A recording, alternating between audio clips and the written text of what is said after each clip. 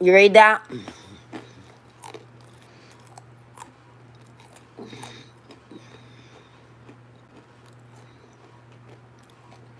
The CIA war on musicians and activists will review some parts of the first film and more gruesome subprojects of the CIA's Project MK Ultra in a lighter way with a dark humor. Viewer discretion is advised for IV drug users in recovery and sexual trauma victims.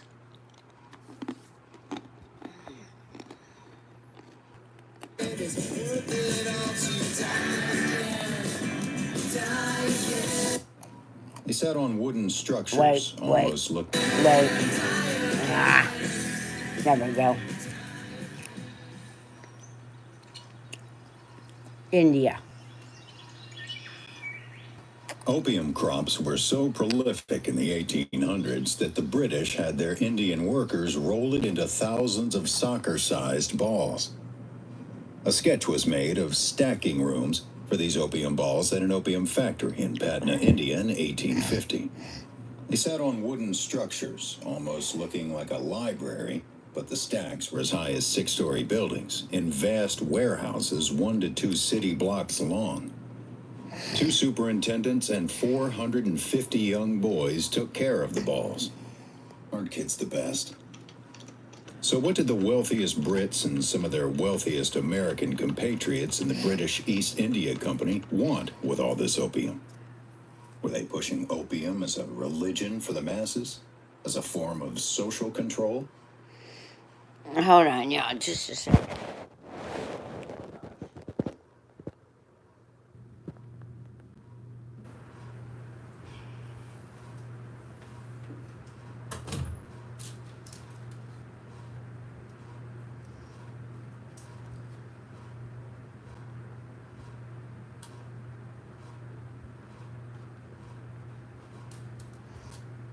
What's going on, Annie?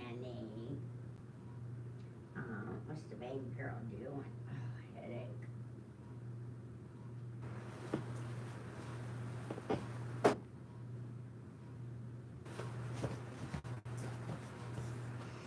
All right, Annie.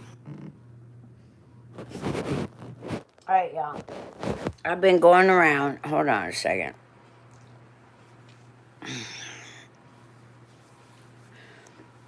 I missed my medicine, so I'm not feeling real well right now. But anyhow, I'm here to tell y'all that we are the governed. We are governed. We are not controlled. Consent of the governed.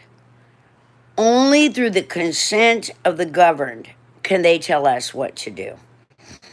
Oh, hold on just a second. I'm supposed to tell somebody. I'm supposed to tag somebody. Oh, well. Anyway, the nonprofit money contains trillions and trillions of dollars, and I'm talking about all the churches, Baptist, Pentecostal, Catholic, all the churches, all the evangelicals, everybody, all nonprofits, Bill Gates' foundation, Warren Buffett's foundation, all those nonprofits are public corporations, and they are all breaking their bylaws. And anyone in a public corporation has the right to point that out to the people and to have a new, appointment of officers and board of directors. And I'm asking everyone to choose me to be the new president and treasurer of all nonprofits, which is trillions and trillions of dollars. And if you just stand up and tell this government that we take back our consent to be governed, you no longer govern us. SassyGrace is now in control of all the nonprofit money, and she is giving it all right back to us, all of it. Pay off all mortgages, pay off all child support, free health care for everyone. We don't need to let this government continue to force us into a police state. We do not have to do that. We don't have to go violently. We don't have to ask their permission to take back our consent. Otherwise, it wouldn't be our consent, it would be their consent. We do not have to ask their consent for our consent back. Otherwise, there would be no consent. So we, today, July the 4th, tell this corrupt government, Donald Trump, SassyGrace trumped you, and you're fired. They will no longer have jobs to do. No one will be listening to them anymore. We will go where we want, when we want, for however long we want. As long as we are feeding all the people. As long as we are growing gardens and composting and doing regenerative garden. As long as we're getting in the outside ready for the heat of this sun. That's getting ready to hit us hard. If we're not prepared, we won't survive. Choose me, because I'm not going down willingly. I just got out of jail for trespassing at a fellow veteran's house for trying to prevent him from committing suicide. Ed Rosa. And he is the founder and the mechanic of FixItForward.net, where we were fixing poor people's cars for free. He checked out when Israel bombed Iran. He was gone in his mind. Ask his wife and everybody. And they're all involved in me being tortured by the jail for 4 days. And my dog almost dying. And I still got court July 21st for trespassing when 988 was on the phone. 988, Veteran Suicide Hotline, Veterans Crisis Center, was on the phone when I got arrested, with me telling all of them that Ed is capable of murdering his whole family and himself because he sees the situation as hopeless.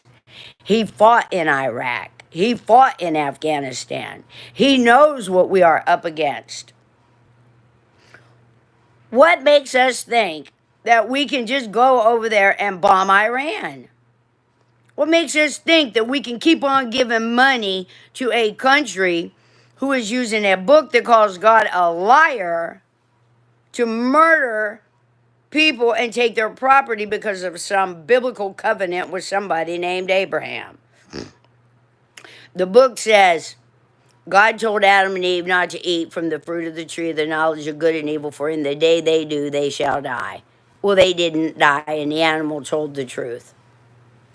And if y'all go back and think thoroughly through that book, you'll see there's a lot of stuff that don't make sense. But right now, we're watching the CIA distributing drugs. The Russell family of opium traders founded Yale University. The Cabot family of opium traders helped found Harvard University. Are y'all hearing this? These opium traders are the ones that created these colleges. The low opium traders, Columbia. The Greens, Princeton, and so on. Here's the best-selling author James Bradley discussing it at the Atlanta History Center. Cabot House at Harvard, I discovered, that's opium money. By the later 1800s, the Bayer Company had turned opium into heroin. Bayer called heroin a non-addictive cure for adult ailments and infant respiratory diseases. A year later, it developed a milder pain reliever, aspirin. 2 Bayer tablets bring all the pain relief power your headache can use. Bayer is pure aspirin, not just part aspirin. What is PON? Y'all, what is PON aspirin? Aspirin is aspirin. It's salicylic acid. What is PON aspirin? Bayer works wonders. Bayer aspirin, from the people that brought you heroin. A parallel social control agenda started in the late 1800s with London med school dropout Francis Galton, who wanted to breed people for better folks and do away with the feeble races. He used a mix of Greek terms to create the word eugenics, from well-born. Of course. You want to go outside, Annie? You want to go outside? Huh? She want to go outside. You just a baby. I love you. Oh, I love the baby. The baby. She's just a cutie pie. And again, we're going to go back with I don't care what you think my house looks like. Because at least I've got a house to do something with. I've got a house. Things may be laying around right now, but they ain't gonna be laying around forever. I spent a lot of time collecting all of this stuff. You wanna go outside? You wanna go outside? You wanna go outside, honey? They almost let her die. They didn't even care about my dog. They didn't care about Annie. And Ed, when I let his two service dogs go to go do whatever they do to get him out of that whatever he's in, PTSD, where he's checked out in his brain and he's thinking there's no hope. He's trying to come up with solutions for what to do with that no hope. I let him out of their cages. I opened up the room where he was at, sitting in the dark in a chair, where he'd been since the day before. All day the day before. And this was half the next day. The dogs ran up to him and he kicked them. He kicked his service dogs and said, "Get away from me." Now, that's not the Ed that I know. If you guys go on fixitforward.net, fixitforward.net, you'll see what kind of person Ed is. And he's not the kind of person that doesn't care about my car, because we give cars to poor people. My car right now hasn't started since he had it towed from his house for trying to prevent him from doing some kind of violence. Towed to the tow yard. That was $300. The police stole my keys, so I had to have another key made. That key tripped the anti-theft device. Now it won't start. And then I had to have it towed home, where even the spare key I had at home didn't start it. And the only reason I didn't take the spare key with me was because who would have thought the police were going to steal your keys? And I was from Daytona all the way to DeLand, so I decided, and that guy kept scaring me. The guy at the tow yard kept scaring me. If you get here before, you got to get here before noon. I mean, shit, my car, it was Tuesday afternoon when they took my car. I got out Friday night. They're not open all weekend. Monday morning I call, and I'm told I got to be there by noon. There's going to be a lien put on my car. Then when I go get it, there's no keys. The police came up with 3 scenarios. Each one had to be true, they said. First, they said it was in my property. No, that's why I had to pay $300 to the locksmith to get in my door at my house. They went with the tow truck driver. No, he said y'all had them. Then the police officer that arrested you has them. Why does she have? She won't be here till 6:30 tonight. Well, he's sitting there saying, if you don't get your car out, we're going to put a lien on it, and that's going to cost another $300 for you to get it out. Already, I'm at $300. By the time he got done talking, it was going to be $700 or $800 to get my car. And right then, I'm pulling money off of my credit card. I'm cash advancing money off my credit cards to get my car. Then I had to pay to get it towed home. And now it still won't start. Excuse me, with the locksmith telling me that if they drive over here and they still can't get the computer to match with the chip in the key, I don't have the fob, because it's not even a fob. It's a keyless entry. There's a difference between a key fob and a keyless entry, I think. Anyway, it's a keyless entry. So I don't have those. I only have the key, and apparently the key in that black top, it's laying over there somewhere, happens to have a chip in it that has to somehow read with the computer, and nobody knows how that's working because there's no battery inside of a key. to make the chip. I don't understand how it works. I don't. I don't know.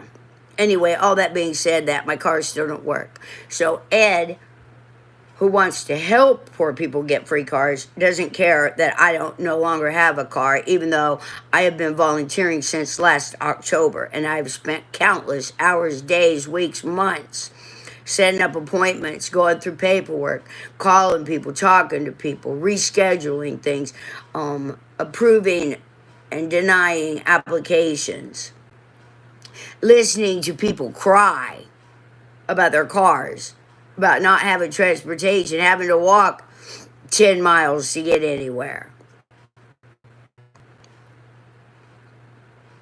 He didn't care about my dog dying. There's a car right now sitting in my driveway that's supposed to be donated to a single mom with 4 daughters, and yet he's got charges pressed against me. There's a no contact order, and he thinks he's just going to come take it out of my driveway. Nope. I'm not allowed to be in contact with him, even if he tries to contact me. He cannot come over here. That's trespassing, and it's a violation of the restraining order.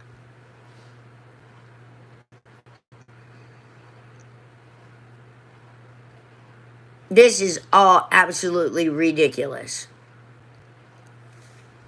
Edgardo, Ed Rosa, if he don't care about me and my dog in my car, and now he no longer has a secretary, and I'm the only one that's ever helped him do any of that stuff, that he no longer has anybody now doing all that. And he's still, in his mind, we're bombing, we're in war with these other countries. Middle East, the United States is now at war with the Middle East.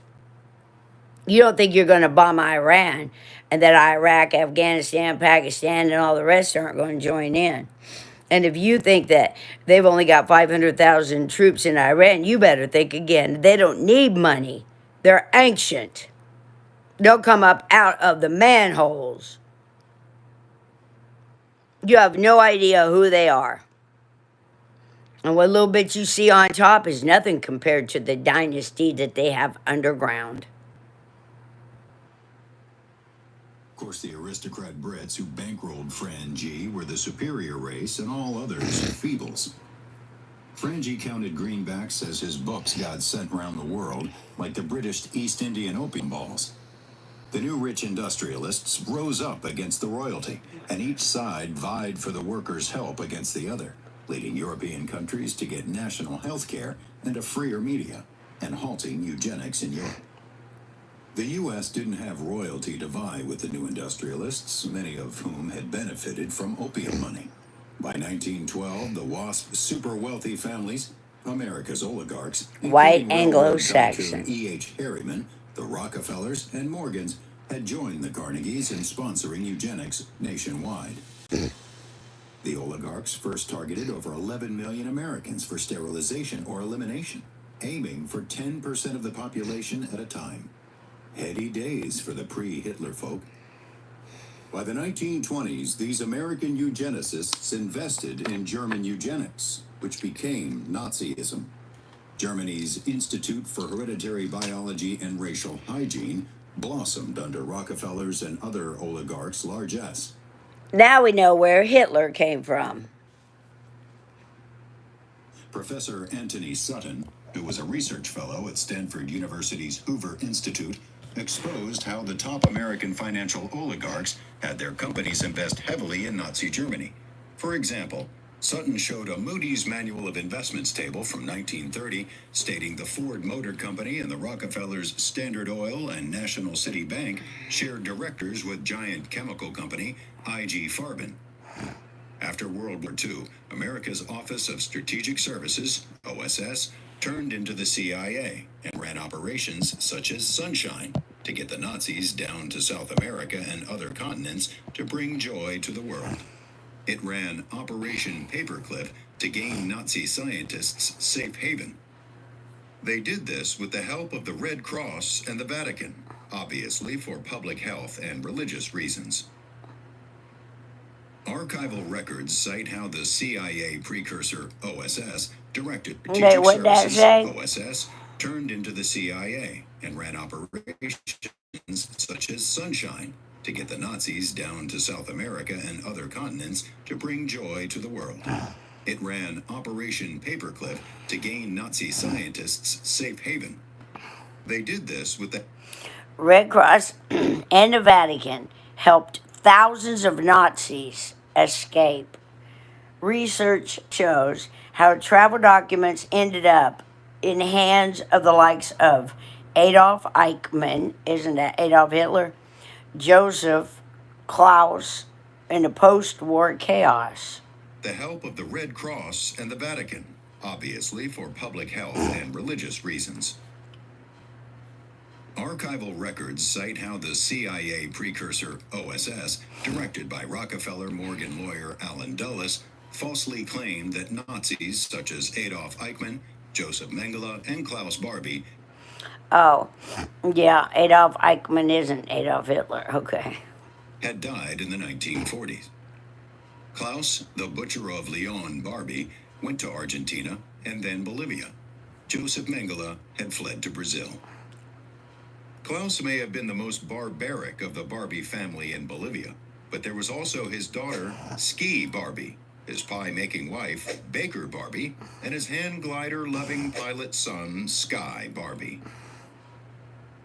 Similar to many Nazis in Latin America, Klaus Barbie became a fixer for drug lords as he reinvented himself with the help of Western intelligence. As this Reuters article points out about Barbie, he and other Nazis helped top officials such as the Bolivian Interior Minister, known as Minister for Cocaine, acting as an advisor. Top CIA whistleblower Victor Marchetti and British editor Francis Stoner Saunders then documented how the American oligarchs founded the CIA in 1947 and made its director overseer of the other 14-plus intelligence agencies. Reports of the numbers of Nazis saved by the OSS and CIA in Latin America ranged from 9,000 to what a German journalist, Herbert John, reported as 50,000. Did they aid the CIA in cocaine trafficking? When the Nazis arrived in South America, 50,000 after the war, they set up a network. They taught the police, the military, security forces, how to enrich themselves. And Barbie was the man in Bolivia. 60 Minutes covered how the former head of the Drug Enforcement Agency, the DEA, exposed the CIA's drug trafficking. The head of the DEA at the time, Robert Bonner, said that a ton of pure cocaine worth hundreds of millions of dollars had been smuggled into the United States. And he blamed the CIA. James Bradley's book, The Imperial Cruise, supported that the oligarchs also had continued their opium shipping well into the 1900s and beyond. They had further added more of the pharmaceutical business in the 1900s.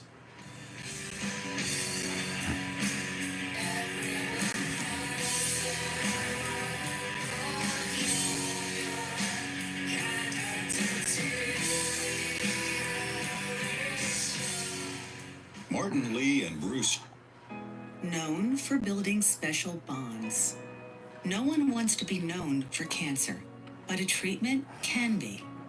Keytruda is known to treat cancer. FDA approved. Marijuana is shown to prevent cancer early stage and advanced cancers. and to cure One of these cancer. cancers is a kind of uterine cancer called advanced endometrial carcinoma.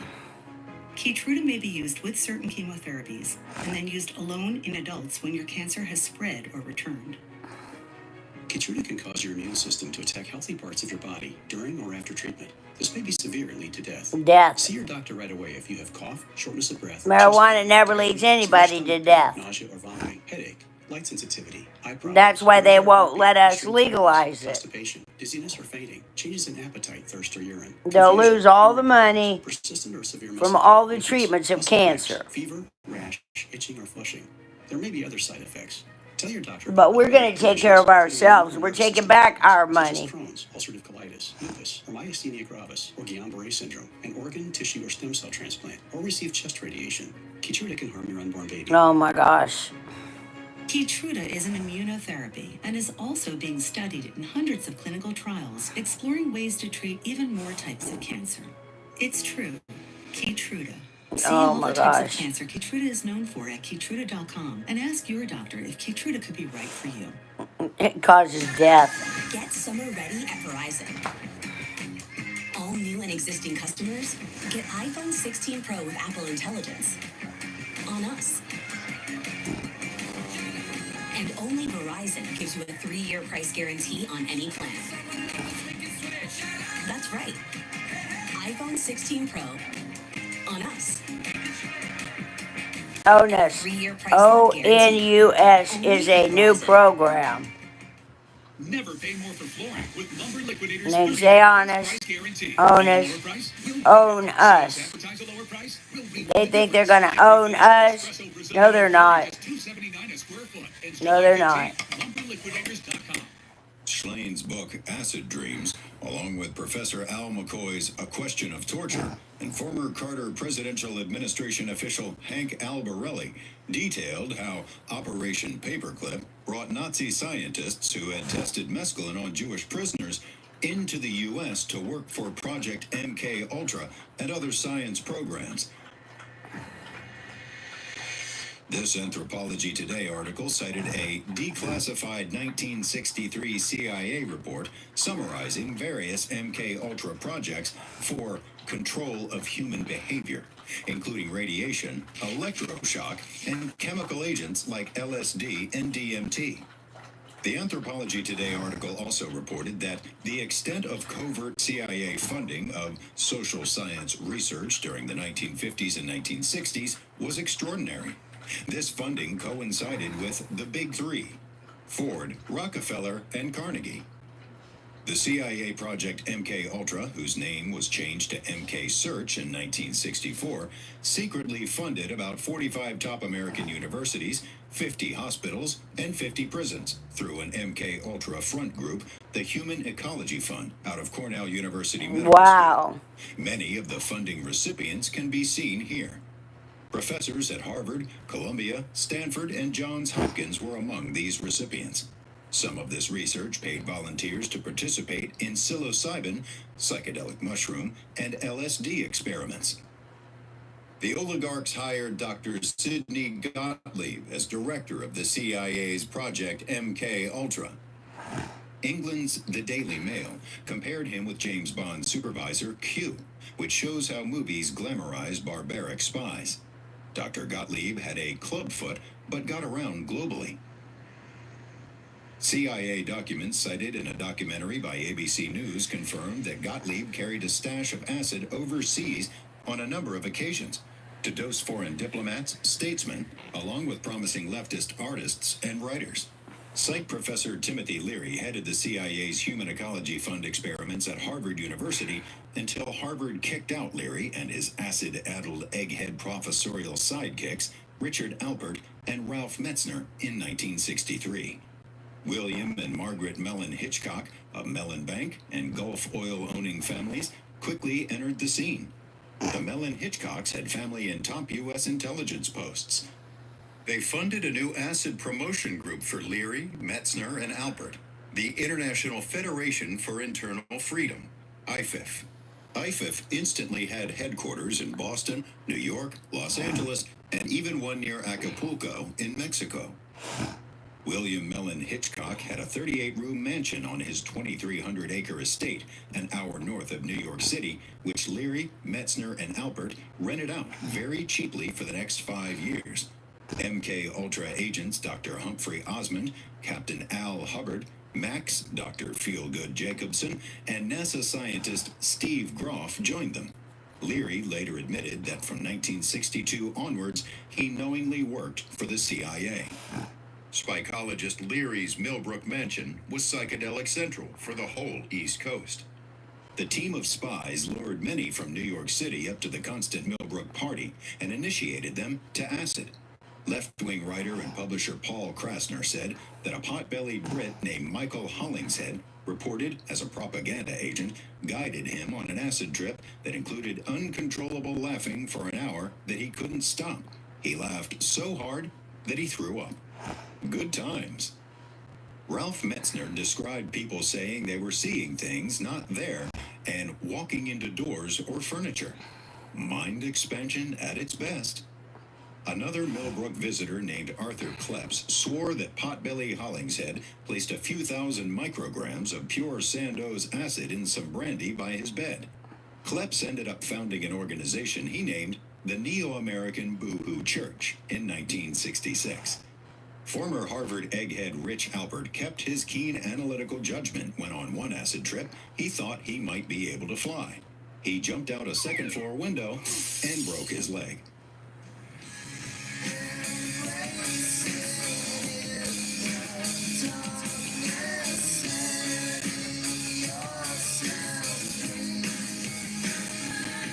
While the opium-shipping oligarchs were having CIA agents promote psychedelics on American masses, they never took their eyes off the top cash crop prize of poppy fields. First, they focused on the Vietnam area, called the Golden Triangle for poppy fields. They influenced politicians to support the second longest American war starting in the 1960s. Professor Al McCoy's book, The Politics of Heroin, detailed U.S. intelligence's vast opium and heroin trafficking from Vietnam to the U.S. during the Vietnam War. Wow. Frontline's Judy Woodruff revealed a U.S. intelligence agent's report attesting to their bringing heroin into the U.S. during the Vietnam War.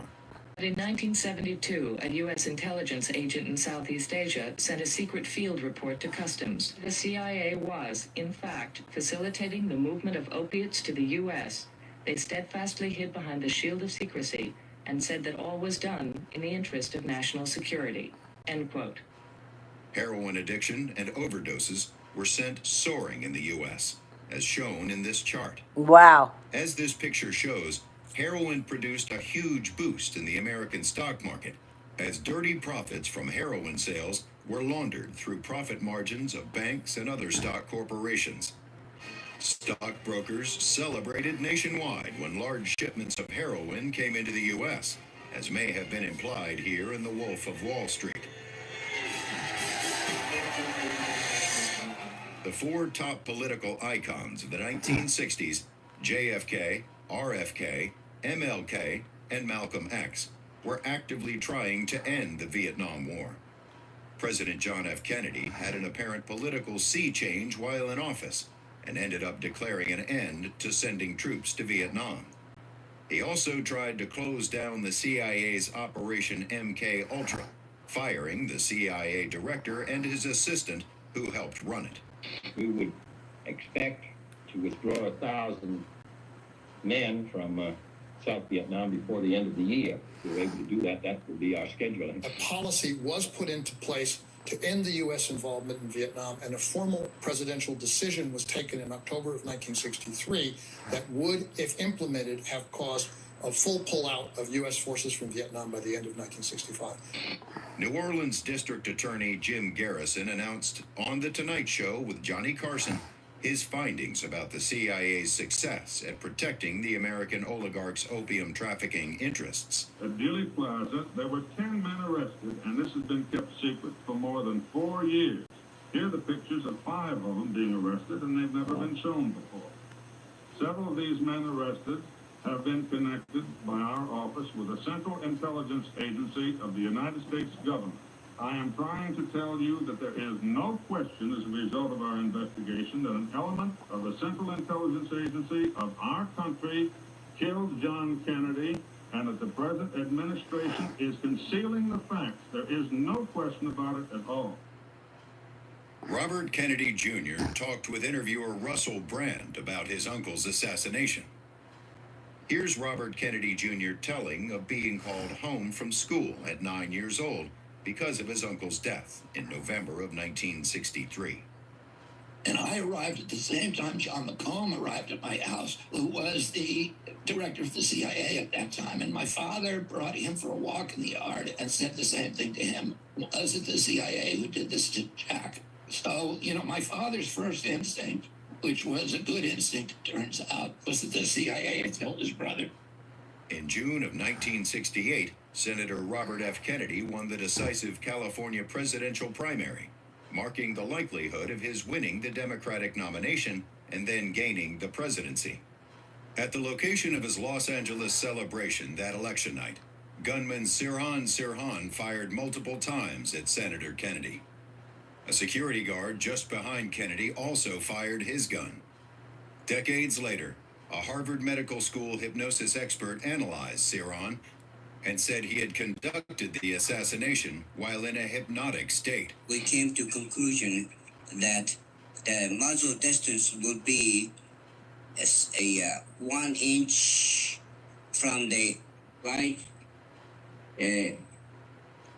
ear. Now, how far was Sirhan from Senator Kennedy at the time? I would say approximately from 3 to 6 feet. Where was this guard who was firing his gun? He was standing directly to the side and back of Kennedy.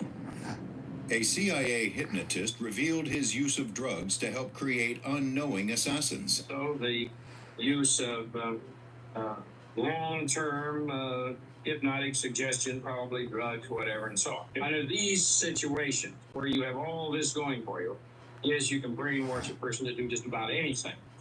Brian reportedly bragged to 2 prostitutes who serviced him regularly that he had, in fact, hypnotized Sirhan.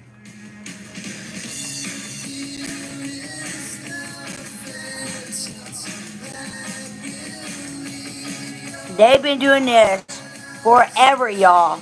We don't have to let them do it anymore. Back in the UK, the Beatles' founding singer got involuntarily dosed with LSD in their coffee by the dentist of fellow Beatle George Harrison.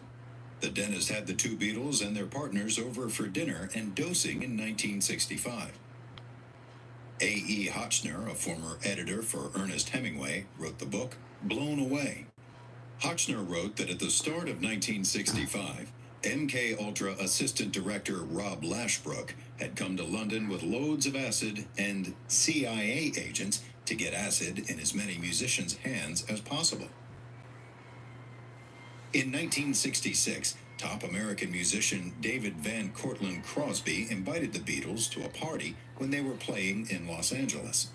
Crosby's family was so wealthy that they had New York City's 3rd largest park named after the family's former estate on 1,100 acres in the Bronx.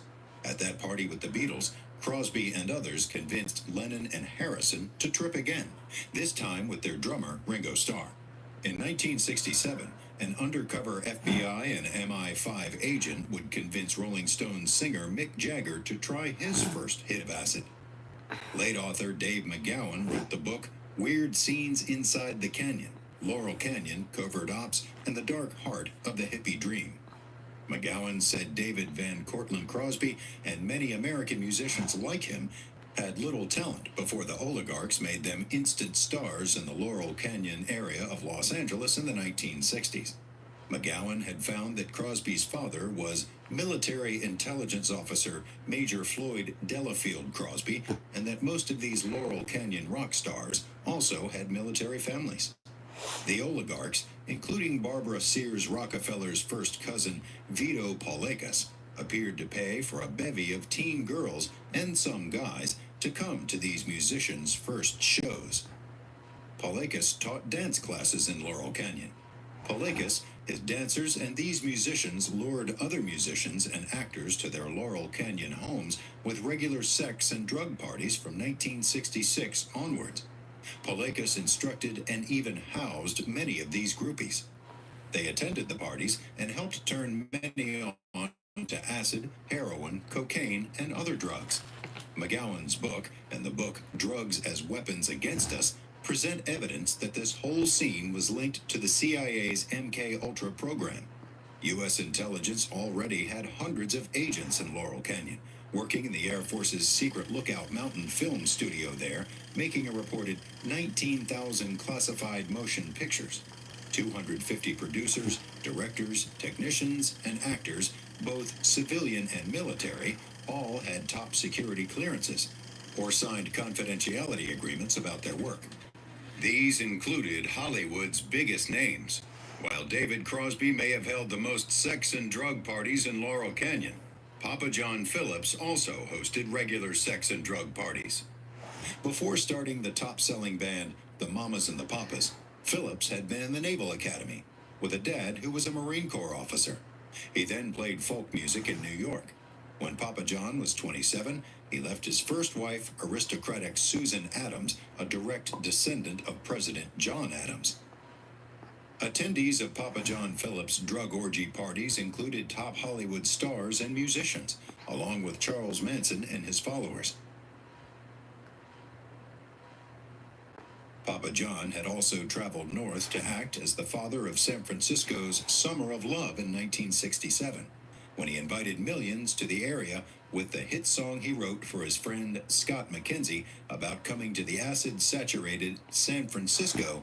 Be sure to wear flowers in your hair. Mackenzie Phillip. Right? Save light costs too much money. And besides, it all costs too much money. Vote me the new president treasurer, and nobody will have to pay for this stuff ever again. Even if that's right in your driveway. Have a good day. I love you. With flexible payment options, get it fixed now and pay later only at SafeLight.com. SafeLight repairs, SafeLight replace. Where regular brushes miss, Oral-B Electric hits for 100% cleaner teeth. Drive time makes it easy to buy a car. Yeah, already approved. That was easy. Yeah, that's easy.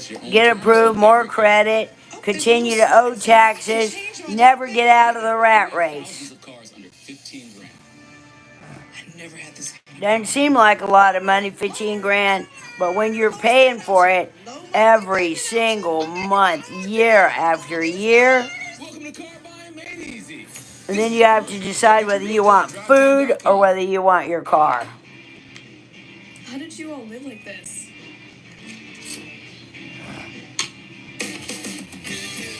Blow on it. Wait. Up there. Come on. There you go. Go for it.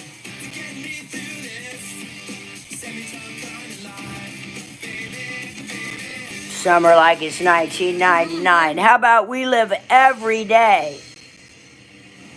And why are we watching stuff like that? Papa John introduced her to drugs when she was the age of 11, Mackenzie. injecting her with cocaine, Mackenzie. like any good dad would. He was America's papa. When Mackenzie was getting married in 1979, John apparently didn't want to give away the bride. Instead, he gave her drugs and alcohol the night before the ceremony. Mackenzie said this is when she was first raped by her father in a hotel room when she was 18, while passed out after a drug binge. He should have written a song about it. Partying with Dad. Be sure to wear a chastity belt. Here's CNN's Larry King interviewing Mackenzie. All I remember is arriving in the room, getting high. I was in the act of having sex with my father. What did you think? What did I think? I thought, how did this happen? How did I end up here?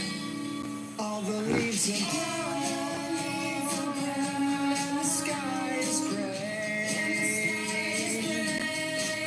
And I'm screwing my daughter before her wedding day. Mackenzie said she then had a, quote, consensual, incestuous relationship with her dad for 10 years, ending it only when she got pregnant, fearing the baby was his, and aborted it. Wow. Still, for a while there, it must have been very exciting for Papa John that his daughter might be having his child and grandchild at the same time. But let's get back to that idyllic 1960s music scene in Los Angeles. The third biggest Laurel Canyon drug orgy party host, Frank Zappa, had grown up next to the MK Ultra collaborating Edgewood Arsenal Complex where his father worked in U.S. chemical warfare research and human mind control experimentation. Pamela DeBar, who wrote the popular groupie memoir With the Band, told rock historian Barney Hoskins about attending these Laurel Canyon sex and drug parties. DeBar said Rockefeller cousin Vito Palekas and Zappa never got high. They were both ringmasters who always wanted to be in control. So were the teen girl orgies only for fun, drugging celebrities to promote drugs to the world, blackmail, or all of the above? U.S. intelligence appeared to also use it for creating drugged, and traumatized victim assets for future operations, to be discussed more later. By 1970, Eric Burden and the animals had moved into Frank Zappa's party house, called the Log Cabin. Dave McGowan said that the cabin had by then become a mandatory stop for all visiting British invasion bands. A possible CIA and British Tavistock Institute strategy appeared of introducing British bands to acid and other drugs. This is further supported by the fact that in the early to mid-1960s, several military officers manipulated writer Ken Kesey to form a group called the Merry Pranksters in the San Francisco Bay Area. The pranksters toured the U.S. and Canada, promoting acid, speed, and other drugs in their psychedelic bus.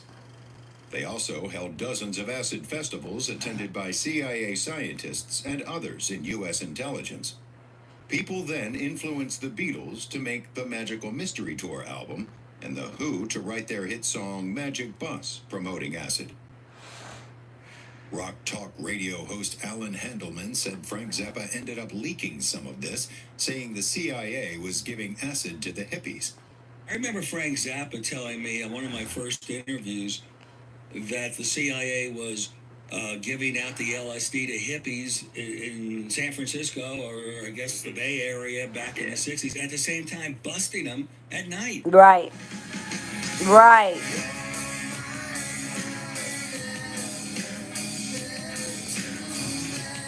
That's what they do, y'all. We're going to fire them. As noted, Charlie Manson and his family attended many of these Laurel Canyon parties starting in 1968. Dave McGowan particularly pointed out how the actions of Rockefeller cousin Vito Palakas matched that of Manson.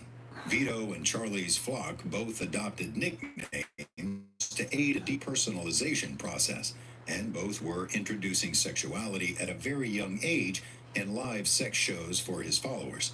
And finally, Vito encouraged his followers to drug themselves while he himself largely abstained, helping him to maintain control, while Manson limited his own drug intake for the very same reason. The particular importance of these parallel actions covered in McGowan's book came in 2019. That year, Little, Brown and Company published Chaos, Charles Manson, the CIA, and the Secret History of the 60s. Award-winning investigative reporter Tom O'Neill spent 20 years turning a feature article assignment for Premiere Magazine into the book Chaos. The name Chaos came from a CIA program that overlapped the CIA's MK-Ultra program. It could also apply to what too much acid would cause in millions of people's brains. Manson committed crimes that had him end up in prison in San Francisco with a 1967 release. Charlie Manson left his heart and brain in San Francisco, or a CIA MK-Ultra doctor shaped them there. One CIA whistleblower called the 1967 Haight-Ashbury neighborhood of San Fran a human guinea pig farm. And author Tom O'Neill described how MK-Ultra Dr. Louis Jolin Jolly West made Charlie and his bizarrely instant family of teen runaway girls his guinea pigs. Okay. I went there to Haight-Ashbury. I went everywhere, all down the West Coast. I went to the Tenderloin. I went everywhere.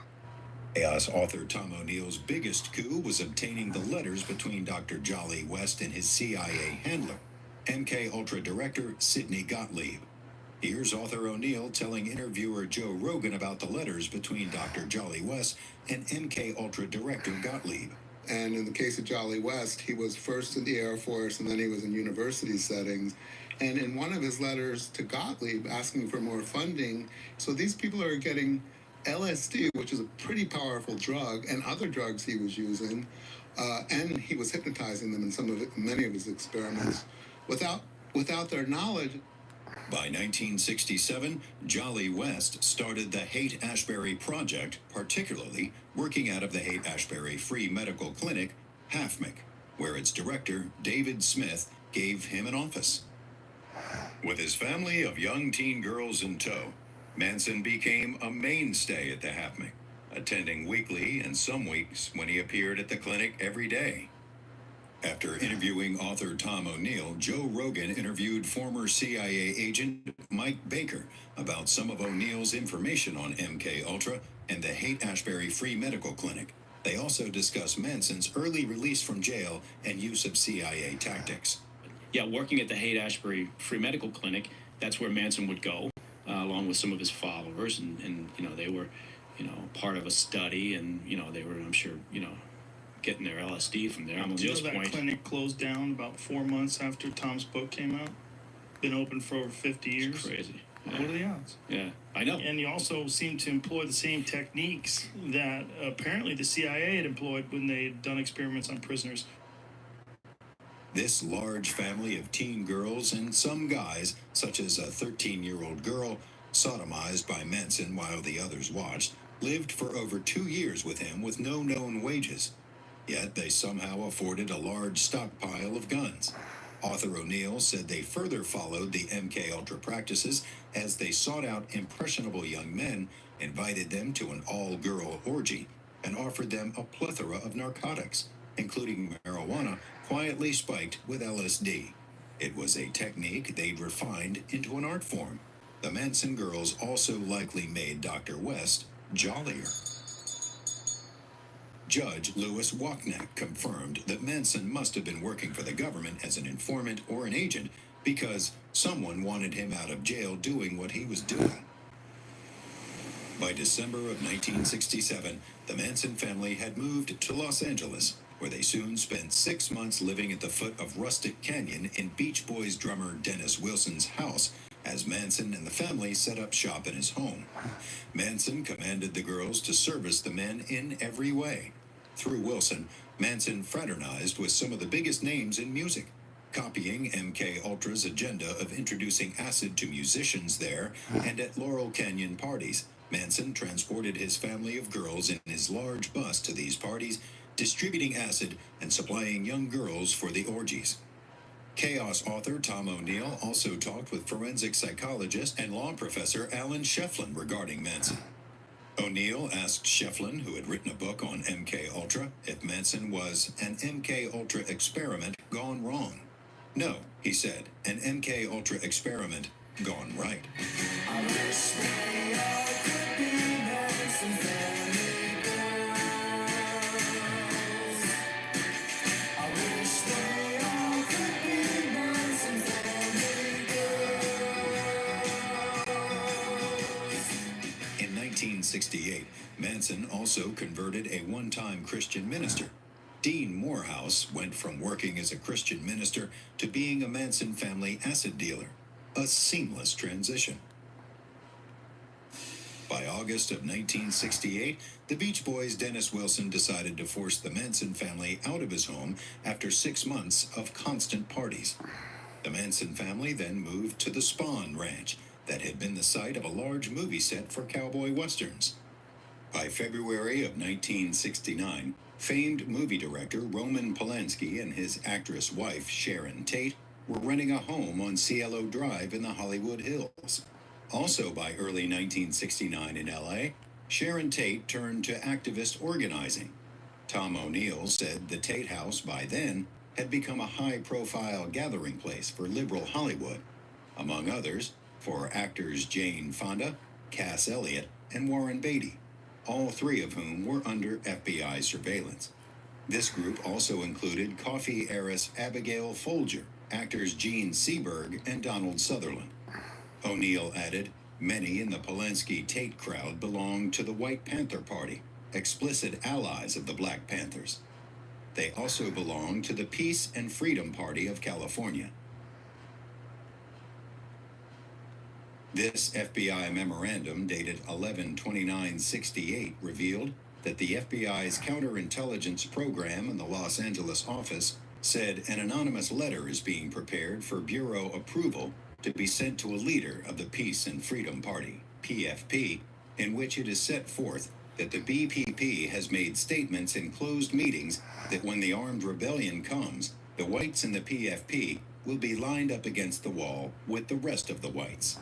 Here's interviewer Joe Rogan discussing Tom O'Neill's book, Chaos, reviewing at least one CIA asset in the Manson family, Reeve Whitson, who surely helped guide Manson and the family in their actions as they attempted to terrify leftist Hollywood away from this activism. In and around the Spahn Ranch and in and around the family, and this one guy, Reeve Whitson, who was a spook and unfortunately was dead by the time I started reporting. For people who don't know, spook is CIA. Yeah. O'Neill stated that the FBI wanted to scare white leftists away from supporting the Panthers, and falsely portraying that even leftists were in the Panthers' crosshairs. In less than 9 months, in early August 1969, Manson family members Tex Watson and a bunch of girls killed Sharon Tate, Abigail Folger, and several others who were in the house. They stabbed Tate many times in her 8-month pregnant stomach. O'Neill particularly noted the importance of this matching the FBI's fake information in its letter about the white PFP activists. He said Manson's followers lined up 4 denizens of liberal Hollywood in Roman Polanski's home and cut them to pieces, leaving slogans in Tate's blood to implicate the Black Panthers, such as pig. That was the same thing Chaos and COINTELPRO were trying to do. They were trying to damage the youth revolution. Another set of murders, public pressure, and various individuals in law enforcement finally had the Manson family arrested, charged, and convicted in court by 1971. During the trial, Manson put a swastika tattoo on his forehead. He just couldn't help himself.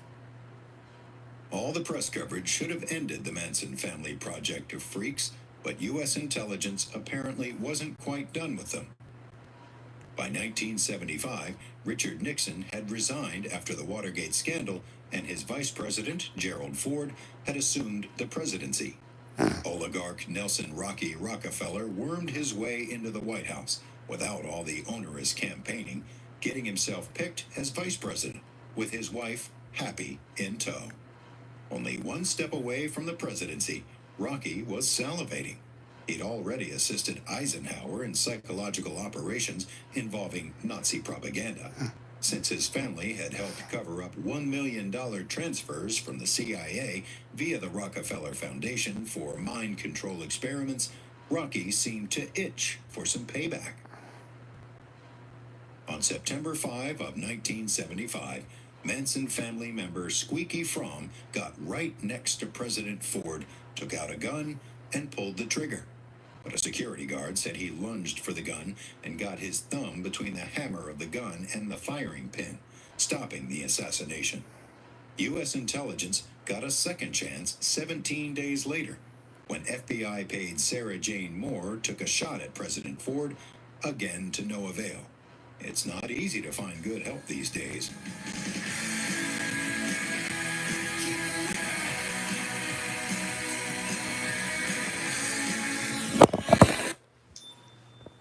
So I'm trying to open my own fitness studio, but my last bank kept draining my savings with fee after fee. I was over it. That's why I love Chime. I can bank fee-free. There are no overdraft fees, there are no monthly fees, and over 50,000 fee-free ATMs. If I need the help... You guys see, are you guys hearing this?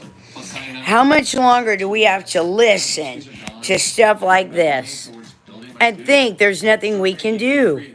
There is. We can. We are. We are going to take over this corrupt government. We're going to take over this corrupt government, and they are not going to have our consent to be governed. I mean, they're not going to govern us anymore, ever again. Y'all, we are done. We can take back our consent. We do not have to let them guide us anymore, because they're not guiding us. They're telling us what to do, and if we don't do it, they're pulling out the guns. And I'm talking about, not their words, not the big guns. I'm talking, they are literally kidnapping people off the street. I saw them do it with the white vans and the white cars. I saw them kidnap everybody down to West Coast. I saw them tear down all the projects. I saw them do that. They kidnapped all the homeless. I've got videos on YouTube at Christmas time in Seattle, Washington, 3 days before Christmas. at the mall, which is right up above the port where the cruise ships come in, and it was empty. 3 days before Christmas, the mall was empty. Come on now, y'all. You have to listen to me. You have to believe what I'm telling you. And if nothing else, just choose me to be the president and treasurer of all nonprofits, and I will pay off everyone's debt. I will not take that money and put it into a different account. Everybody who's working nonprofits right now, they're just going to pay off all their own debt, all their health care, everybody that else's, all their families, all their friends, everybody's. And we are going to go to these other countries and apologize and say that we have allowed this corrupt government to tell us what to do far too long. And we are invoking the Declaration of Independence, July 4th, and taking back our consent to be governed by this government anymore. Back in the 1960s, while the Manson family was growing, a top anti-war group, the Students for a Democratic Society, or SDS, gained thousands more members each month throughout the decade. SDS did increasingly good educating and mobilizing around civil rights and anti-war work, growing from several dozen at the start to about 100,000 members in 1969. Columbia University SDS leader Mark Rudd had led the first anti-war college building takeover at Columbia in 1968, inspiring many college building takeovers nationwide. After the building takeover, Mark Rudd called his father to tell him what happened. "We took a building," he told his father. "Well, give it back," Dad responded. Fathers are so practical. Northwestern law student Bernadine Dorn had risen up into the SDS interorganizational secretary position by the summer of 1968 due to her great organizing work through the 1960s. SDS also elected Mike Klonsky as the national office leader that year, putting him and Dorn in two of the top three positions. Two other SDS activists, University of Michigan SDS leaders Bill Ayers and Diana Outen, decided to spend a good portion of that 1968 summer volunteering at the Chicago office. These two had interesting backgrounds, partly because they both came from two of America's wealthiest families. Some journalists wrote a sad but Pulitzer Prize-winning series about Diana Outen, published in late 1970. One of Diana's great-grandfathers founded the Boy Scouts of America, an organization that's pledged its duty to God and country. At least 90,000 boys failed to show their respect when they grew up and filed sex abuse claims, bankrupting that fine organization where young boys could win merit badges for swimming, camping, first aid, and anal sex. Diana Otten went from a Nixon-supporting, liberal-hating Republican who ardently defended her father's ownership of tenant farms in Alabama and spent weekends with the Rockefellers in 1960 to a radical leftist in 1968. In graduate school at the University of Michigan, she met Bill Ayers, the son of Commonwealth Edison Company chairman and CEO Tom Ayers. Commonwealth Edison provides electricity to Chicago and most of northern Illinois. It has reported revenues of $15 billion annually in the 21st century. Tom Ayers also served on the boards of Sears, Zenith, defense contractor General Dynamics, First National Bank, the Chicago Cubs, and the Tribune Company, one of the nation's leading multimedia companies. Bill Ayers was also a leader of Michigan SDS and influenced Outen to join it. Let the dog back in. Let my dog. Can I pet that dog? Can I pet that dog? Annie, Annie, my baby. Oh, come on, honey, how that heat. Oh, it's hot out there. What's that? Annie, what?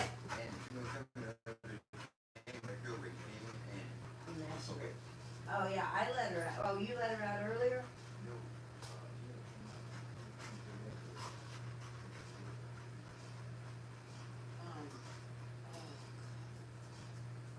There she comes.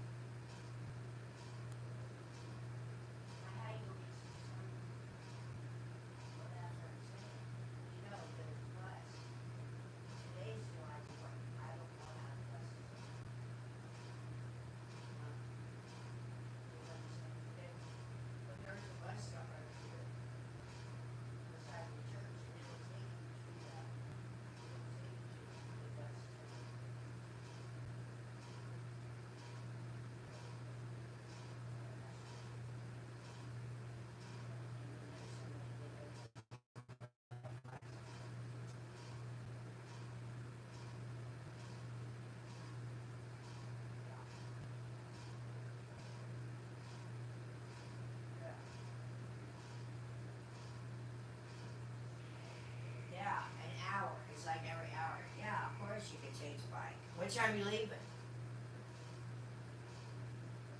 What time is it?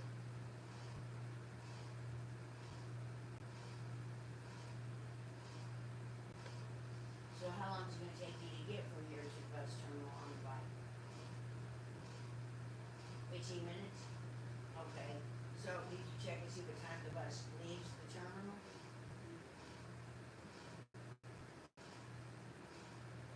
About every hour, about every 50 minutes. But like, is that 110 and then, or have you checked to see what time, so you know what time to be there at the bus terminal? Oh, okay. All right, y'all, hang on a second, I'll be right there.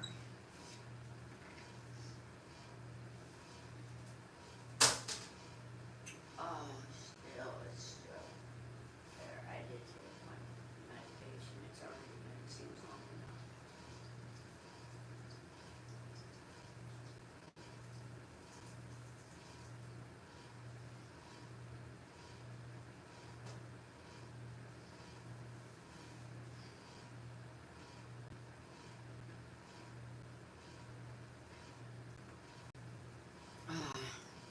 All right, let's see.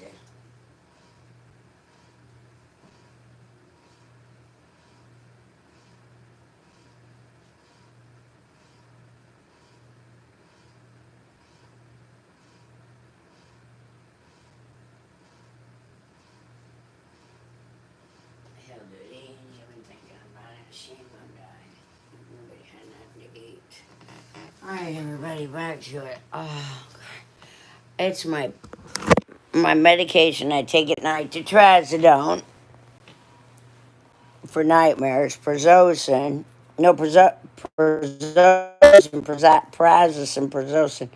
for nightmares, trazodone to help me sleep in nightmares, and sertraline for depression.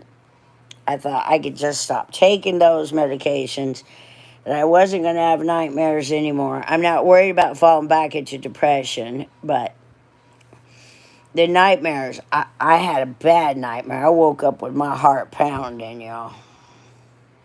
SDS, as well as to take psychedelics in early 1968. In June of 1968, SDS held their national convention in nearby East Lansing, Michigan. And Bill Ayers led Diana Outen to the convention and got close with new SDS National Office leaders Mike Klonsky and Bernadine Dorn. That summer, Ayers and Outen moved to Chicago to do volunteer work in the national office. The two had developed a taste for acid rock and took LSD, sometimes with another couple. Was that other acid-taking couple Klonsky and Dorn? The bizarrely divisive behavior and associations of Bill Ayers, along with the more emotionally erratic behavior of Bernadine Dorn over the next 12 months, suggests it was.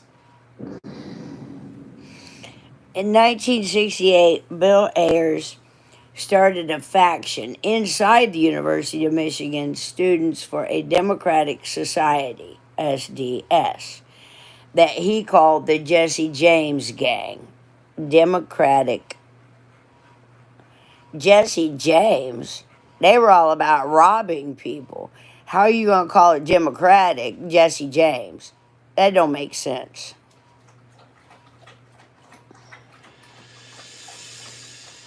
The Pulitzer Prize-winning article on Otten and Ayers stated that the behind-the-scenes leader of the Jesse James Gang was a mysterious 31-year-old man named Jim Mellon, who appeared out of nowhere. No one knew where he had gone to school or why he came to the University of Michigan, and he was the major intellectual force behind the gang. A rumor began circulating among his critics that Mellon was an agent provocateur sent by the FBI or Central Intelligence Agency to destroy SDS and the radical movement in Michigan. Mellon and Ayers' Jesse James Gang held peaceful methods of reform in contempt, despite never... How can you have a peaceful movement when you're called Jesse James? for having tried peaceful anti-racist or anti-war activism that other SDS action-oriented factions had conducted before changing strategies. They urged violent confrontations, disrupted SDS meetings, and made vicious personal attacks on their opponents, leading to brawls. They let it be known that their opponents were running the risk of physical beatings. The Pulitzer Prize-winning journalists said that through psychological warfare, the Jesse James gang had split up Michigan SDS, and the gang captured the single most important SDS chapter in Michigan, which automatically gave them a powerful voice in the national organization. To do violence? 1968, Bill and Diana both began to emerge as leaders in the national SDS at a conference held in Ann Arbor, Michigan. At that event, they had Jim Mellon and their 40 members of the Jesse James gang with them to help eventually duplicate their Michigan SDS achievement on the national organization. Violence. Activists Abby Hoffman and Jerry Rubin's SDS-aligned Yippies group was also infiltrated and manipulated by undercover agents who pushed acid on them. While Abby Hoffman was brilliant and charismatic, the acid likely led him and Jerry Rubin to lose some perspective, allowing many spies to infiltrate their group, such as FBI paid spy George Demerly. Acid Dreams writer Martin Lee noted how George Prince Crazy Demerly wore weird costumes, smoked a lot of pot, and was a member of the Yip steering committee. He also served as Abby Hoffman's bodyguard. Radical anti-war activist Jane Alpert knew George Demerly well, as he had enticed her into a bombing plot and arrest in the late 1960s. Wow. In her memoir, Alpert said Demerly founded the crazies inside the Yippies. Demerly was often seen wearing a purple cape, as well as a lavender jeweled shirt and a day-glow pink helmet with 2 feather dusters on top. More importantly, Acid Dreams writer Martin Lee noted how George Demerly worked to initiate more activists into taking acid, saying some SDS leaders were initially reluctant to experiment with psychedelic drugs. Mark Rudd, who had been chairman of the Action Faction at the Columbia University chapter of SDS, declined numerous offers to turn on with the crazies. He did so on the grounds that it would interfere with his politics. Demerly and the crazies chided Rudd and his cohorts for being straight-laced, but Rudd's crowd was not to be persuaded. Finally, the crazies put acid in the wine at a party Rudd's group was having and convinced them to keep taking acid. Apparently, when tripping, capes, feather dusters, and dayglow can be very convincing. They're about violence. By the early summer of 1969, suspected CIA agent Jim Mellon and his close Michigan SDS associate Bill Ayers suggested a new national group be formed within the SDS organization. Mellon and Ayers wrote an essay they called the Weatherman Manifesto. The statement was 25,000 words. CIA think tank writers sure can be long-winded. Mellon and Ayers then got a committee of 9 others to sign off on it, including Karen Ashley, Jeff Jones, Mark Rudd, Steve Tapas, Bernadine Dorn, and John Jacobs, Jingleheimer-Schmidt. A national SDS convention was held in June of 1969 in Chicago. According to top SDS historian Kirkpatrick Sale, there was an estimated 80 to 100,000 members in the group in that last 12 months, and 350 to 400 chapters nationwide. It appeared that when the Jim Mellon and Bill Ayers dominated Michigan chapter gained more influence nationally in that 12 months, along with the infiltrated progressive labor affiliated faction of SDS, membership started to decrease for the first time in 1969. The June National Convention started with much press coverage and fanfare. Here's some media interviewing 2 of the 3 top SDS leaders, Mike Klonsky and Bernadine Dorn. Since we've been finding out about the organization of SDS, we've always been quite willing to talk about it. We'll talk about socialism anywhere, in the streets, and Senate, anywhere, you know. Here, Dorn appears to still have a sense of humor, making fun of a reporter's question by checking for communists in her co-leader Mike Klonsky's jacket. There are communist factions making a big power play for SDS. Is there any communism back here? Reports had Bernadine Dorn taking acid recreationally by at least 1969, but more likely with Bill Ayers and Diana Houghton in the summer of 1968. Dorn and others in her Weatherman faction who were dropping acid appeared increasingly less emotionally stable throughout the year. An overview of 46 existing LSD studies done in 1968 revealed that during LSD trips, people are vulnerable, hypersuggestible, and emotionally labile. A surprisingly large percentage of LSD users also experience chronic anxiety, acute panic states, and antisocial behavior for weeks, months after their LSD use. Did Bill Ayers introduce acid in 1968 for these reasons?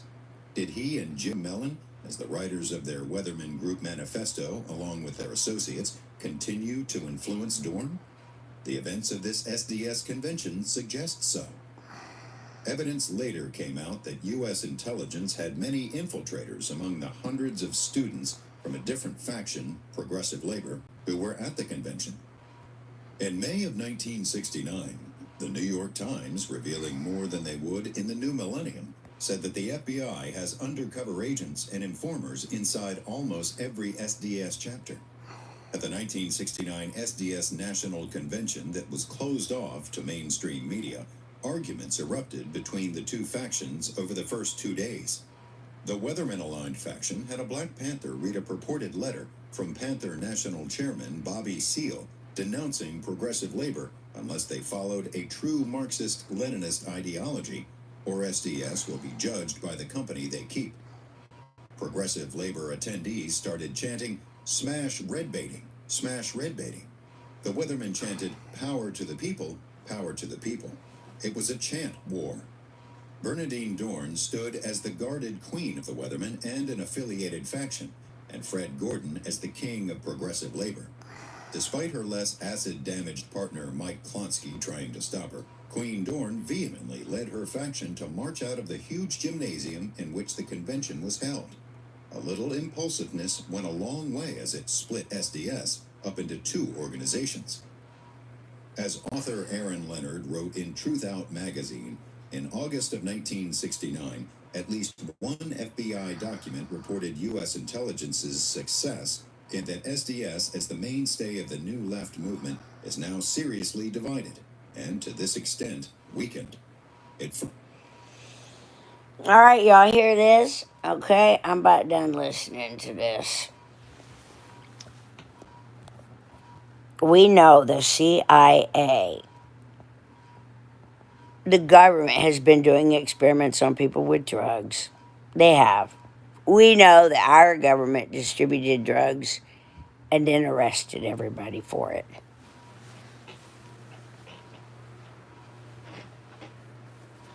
Excuse me. We know that Ronald Reagan had shipments, wooden boxes full of cocaine distributed in the inner cities. There's witnesses, black vans or white vans or whatever, with people wearing masks on their faces. You can't even tell the color of their skin. Gloves and everything dropped off those boxes. No tags on the cars. No way to identify who they were, and they just drove off. This proof LSD distributed by our own government. Y'all, this shit's been going on forever and ever. I'm almost 60 years old. I've been hearing about this stuff since I was a child. What? What are we going to do? Sit around and keep on waiting for them after the fact to come up with the news story of what really happened? No, we're done. We are. We're all done. We're not doing it anymore. We are done. We're going to fire this corrupt government, invoke the Declaration of Independence, and have our own government. By saying we take back our consent to be governed by this establishment anymore.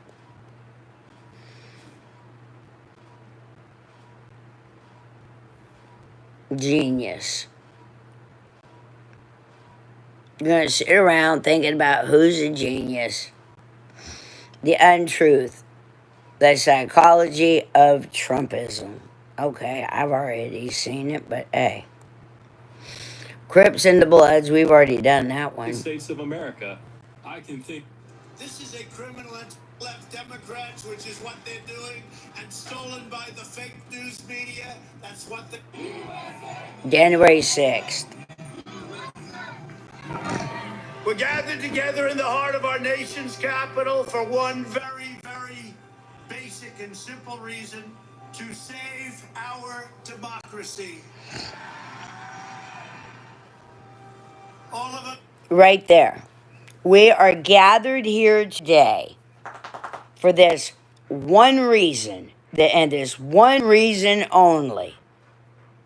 He says it's to save our democracy. That reason right there he's using is the reason to attempt a coup, a seditious conspiracy, an insurrection is what they did. And this was a violent overthrow. This right here, that one sentence makes him guilty. And why was he allowed to be president? Why wasn't he impeached on the spot? Why are we letting this corrupt government tell us what to do anymore? All right, y'all, I've got to go get, let's turn this around. I got to get Annie some food. Come on, Annie. She won't leave this room because she's scared of the air conditioning handler. She's scared to go past the air conditioning handler. All right, let's go into the kitchen and let's give her something to eat. Okay, we got some gravy train. We got some of this. Animals are like everything else. If you don't like eating the same thing over and over and over, neither does your animal. They like a variety, just like you do. My dog, I don't give my dog the same thing over and over. Did y'all know that fish actually sleep? That you're not supposed to leave the light on? You're not supposed to leave the light on all night long. It's getting cleaned up. I'm getting all the dishes are getting washed.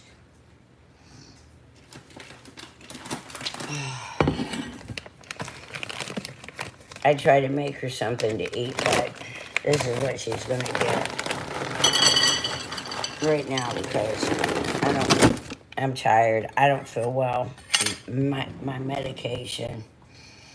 I'm still tired. People want to say, "What's wrong with you?" Let's see. I just went through 90 degrees inside my house for 5 days. No air conditioning in my car. So whenever I had to run out and get something done, which I did, I come home, it would be just as hot inside as it was outside.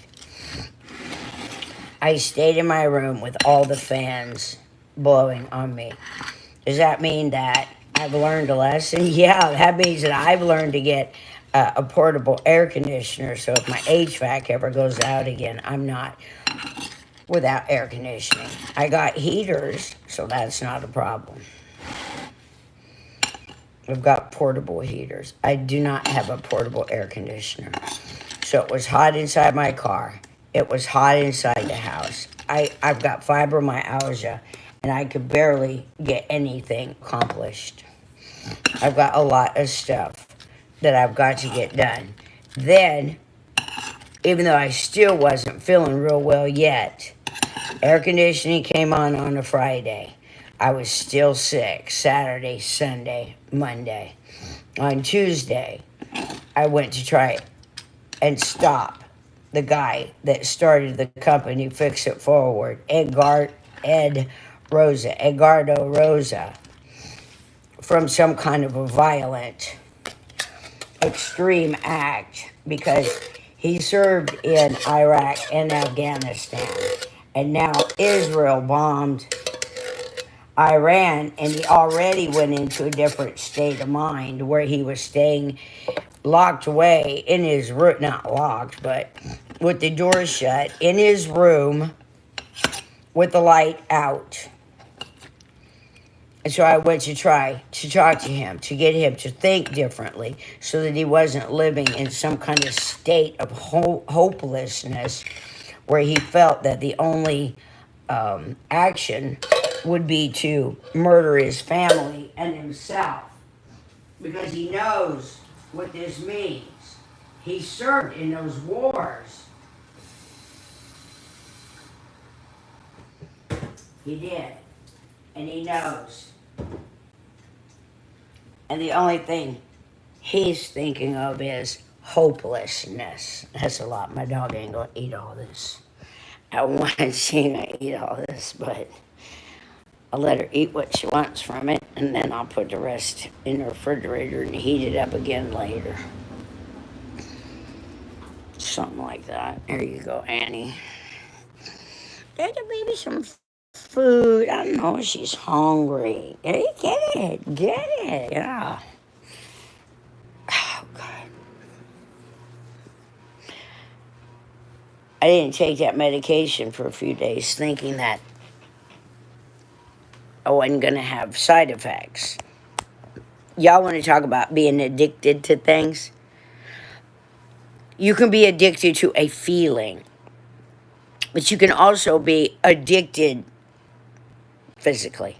So my antidepressants and my medications that prevent me from having nightmares, my body's dependent so that when I stop taking them, it feels like an electrical. Makes me dizzy. It makes me exhausted. It makes me not feel really well. So for the next couple of days, I'm probably not going to feel really well, but I'm not missing it. Not right now again like that because we have too much to do.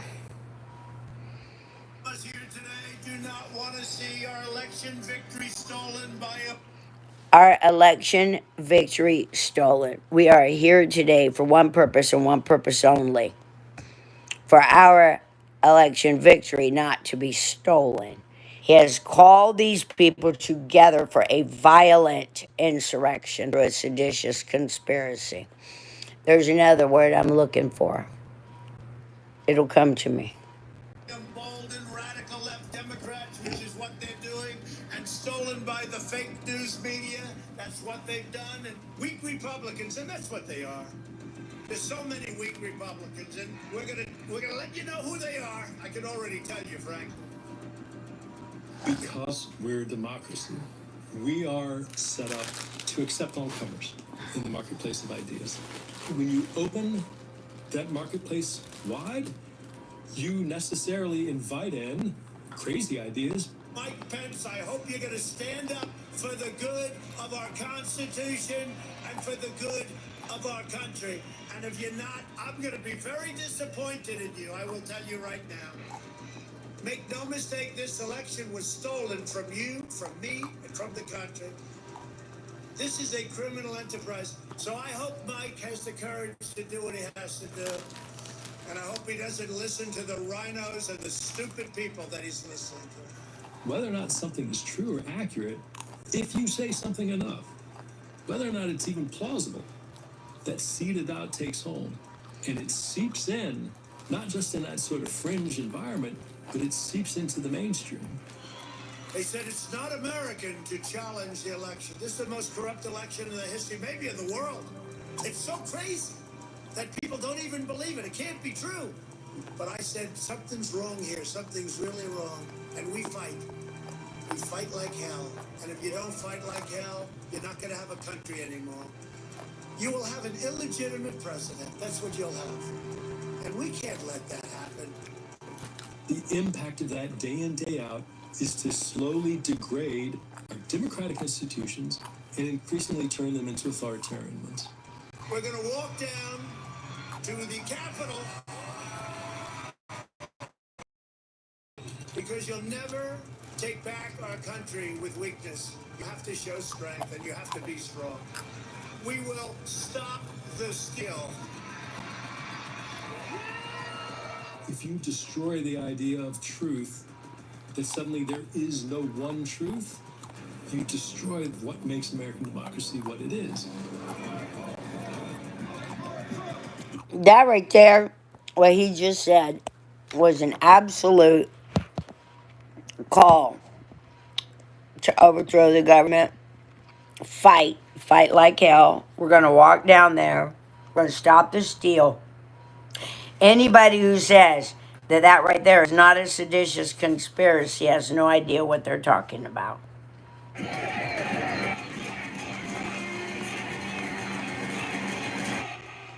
This was not the end. It was only the beginning of our fight to rescue the American dream. What's the American dream? Huh? Because it seems to me he's got the American dream, but none of us do. Donald Trump reacting to reports that he would govern as an authoritarian. Trump's new app called Truth Social follows almost the exact same format as Twitter, except tweets are called truths.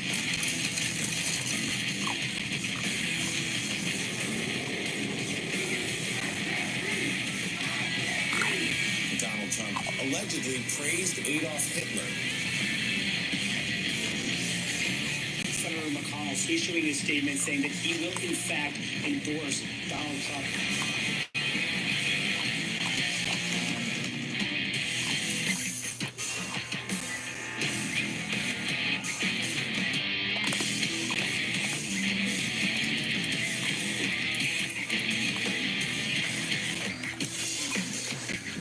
Party establishment now lining up behind Donald Trump.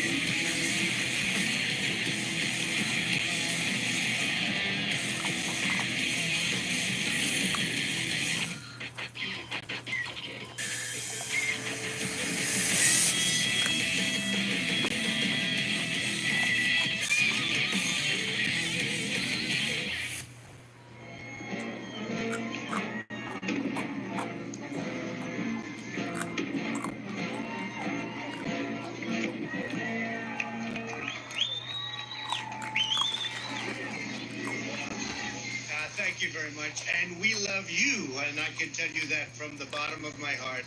What we've done has been amazing by any standard. We rebuilt the United States military. We created a new force called Space Force. That in itself would be a major achievement for a regular administration. We were not a regular administration.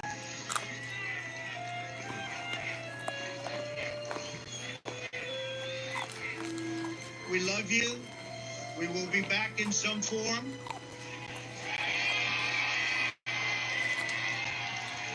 I'm George Conway. I'm a lawyer, a conservative, a member of the Federalist Society for decades. I almost worked in the Trump administration. My wife did. I was worried about the state of American politics.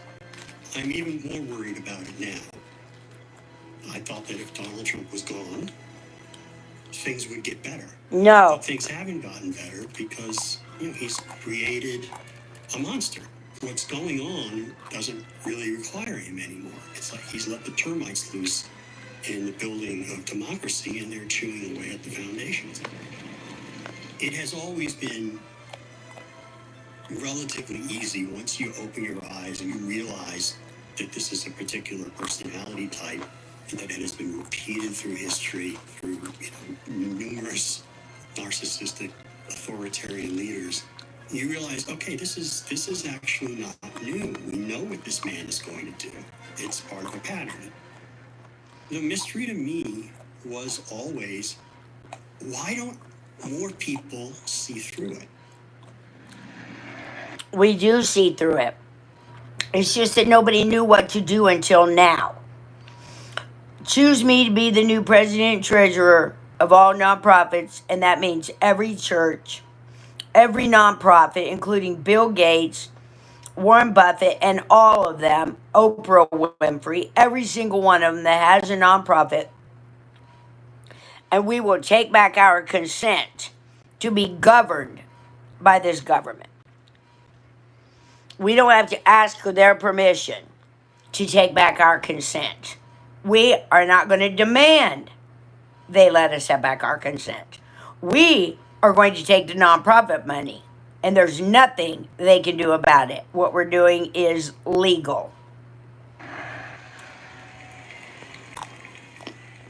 If you don't know who Joe Walsh is, he's a Tea Party congressman, got voted in 2010. You called President Obama Muslim, an enemy, a traitor, and you often spoke out on racial themes. The America you are growing up in right now, we are losing. The movement is millions and millions of Americans who are fed up with how big government's getting. The president in the White House has no clue. He doesn't get it. The Senate Democrats are in denial. Our kids and our grandkids are going to be indentured servants. Yeah. Not even indentured. I was at one time considered Trumpier than Trump. Somebody at the Washington Post a few years back wrote an article that I was actually Trump before Trump. So I knew that Trump had tapped into something. I voted for Trump in 2016. People back then wanted the whole system shaken up. They said, finally, fucking A, finally, somebody's speaking for me. I understood that. I felt the same way. I didn't realize sufficiently at the time that this guy's an evil disruptor. He didn't speak for me. Never abuse power as retribution against anybody. Except for day one. Except for one. He's going crazy.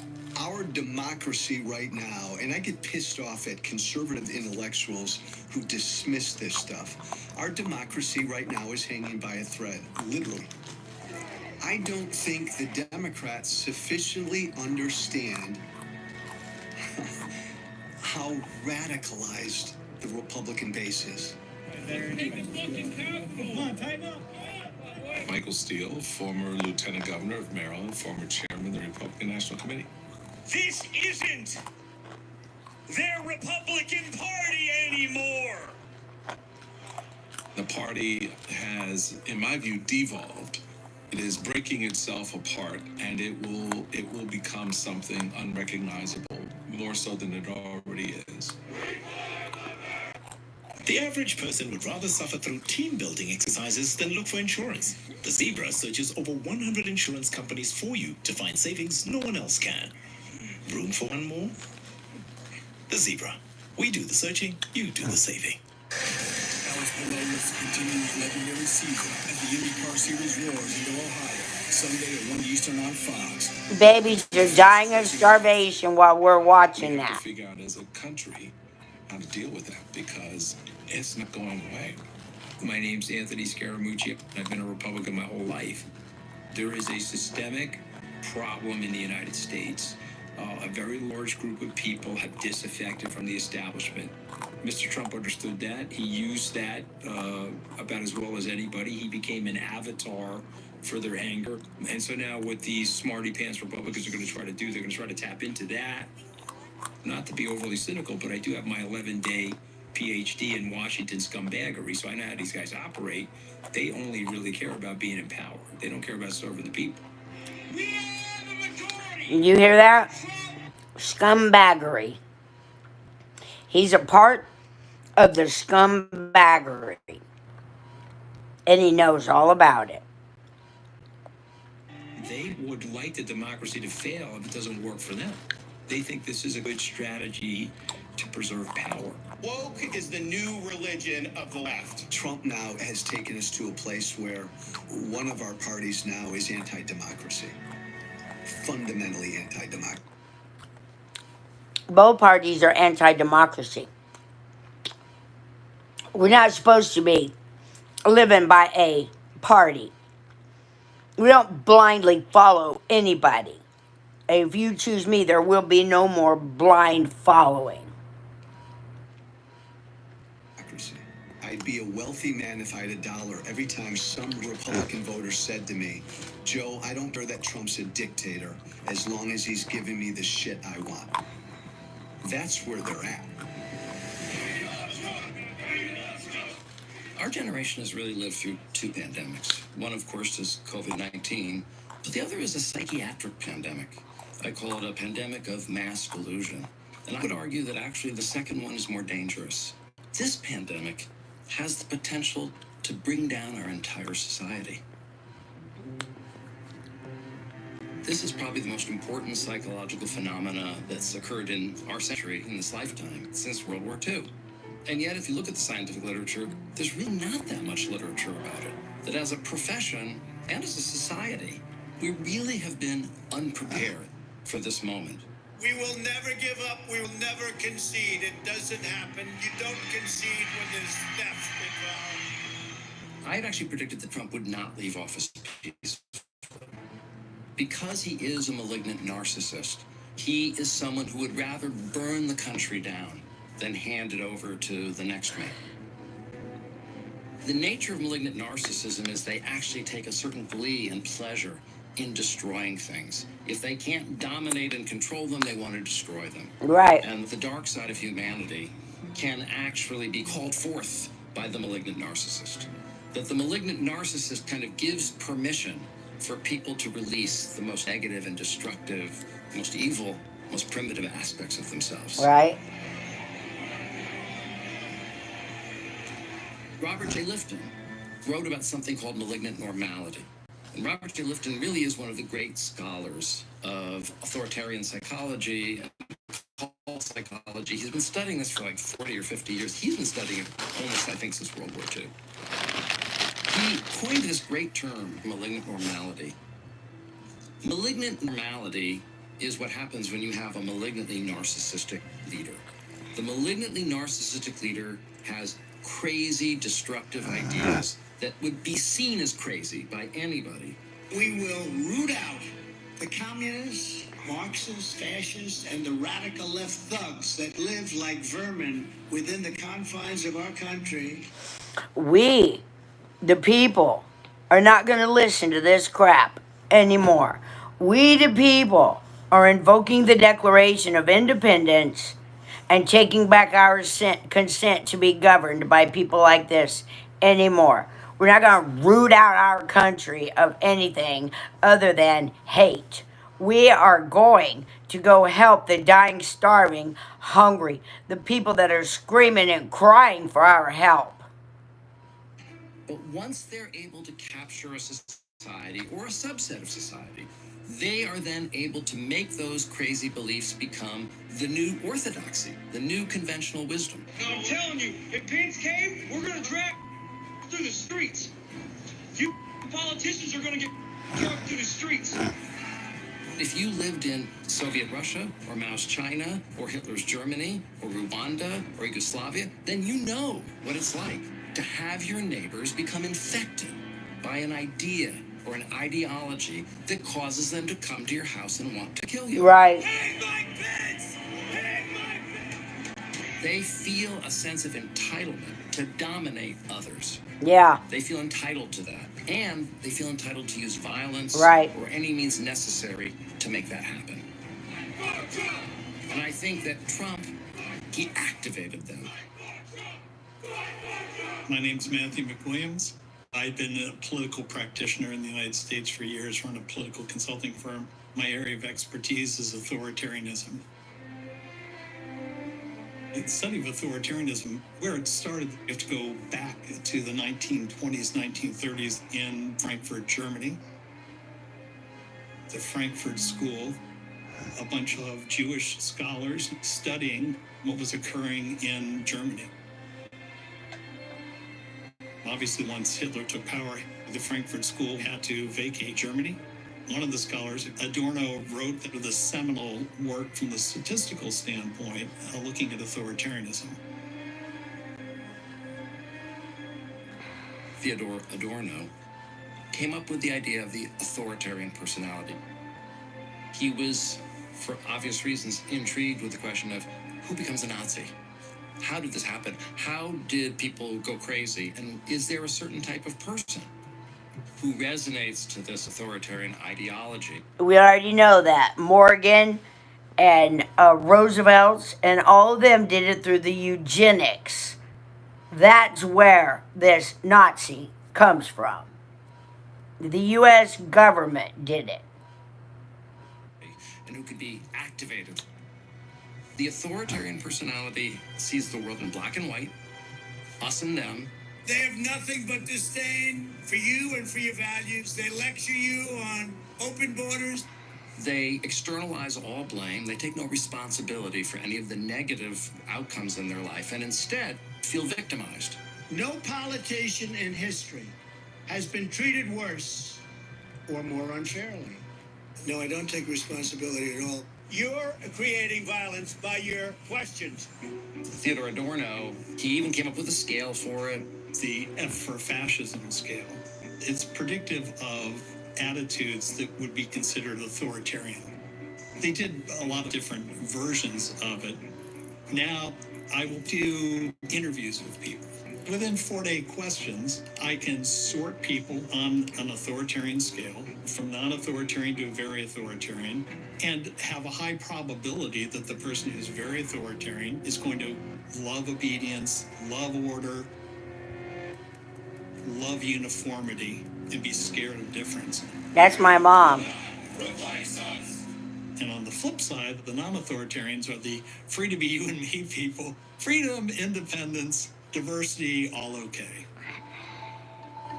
Adorno thought that in some ways the authoritarian personalities were very submissive, that they were looking for a powerful leader to submit themselves to.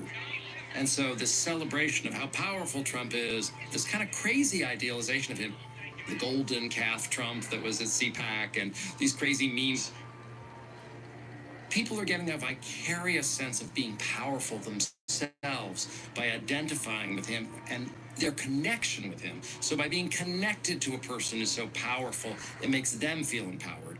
And that 35% that are more oriented towards having an authoritarian personality, they have formed a bond with him that is really kind of unbreakable. Charles Manson is dead, but Newsweek has found a sinister new cult leader to replace him. This is all about TDS, which is Trump derangement syndrome. Remember the deplorables, a word meant to describe 60 million people? Well, now we got a new one. Hey, everyone, those Trump supporters, they sure seem like a cult, don't they?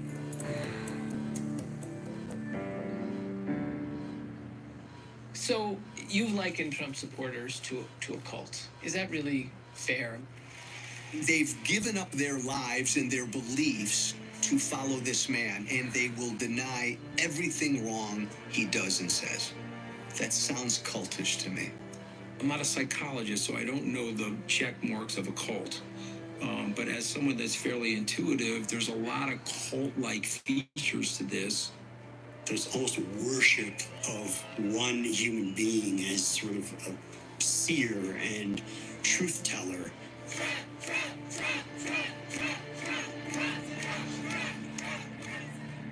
My name is Dr. Stephen Hassan. I'm a cult expert with 45 years of experience. If you want to mind control someone, confuse them.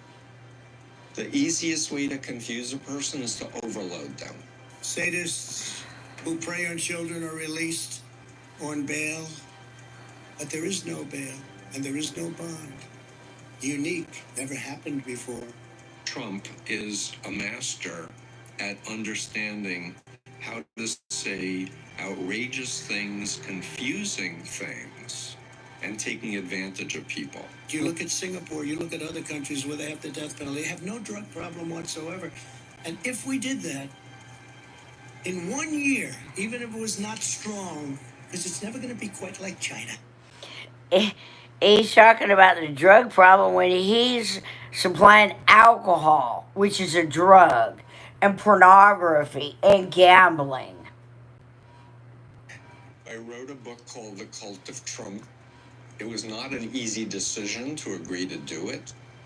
There's valid criticism that by calling people who believe in Trump a cult member would be offended by that.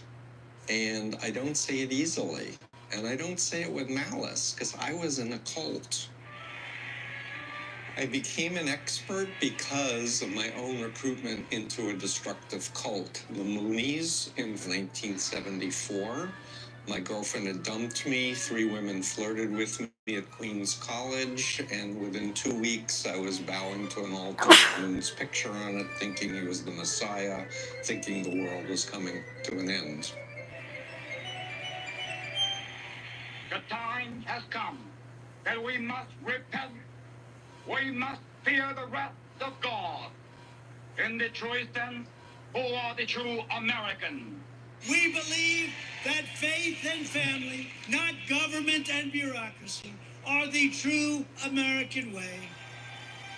Yeah, that's There are not true. ways to tell whether a group falls on the ethical or benign or even productive end of the influence continuum as a cult.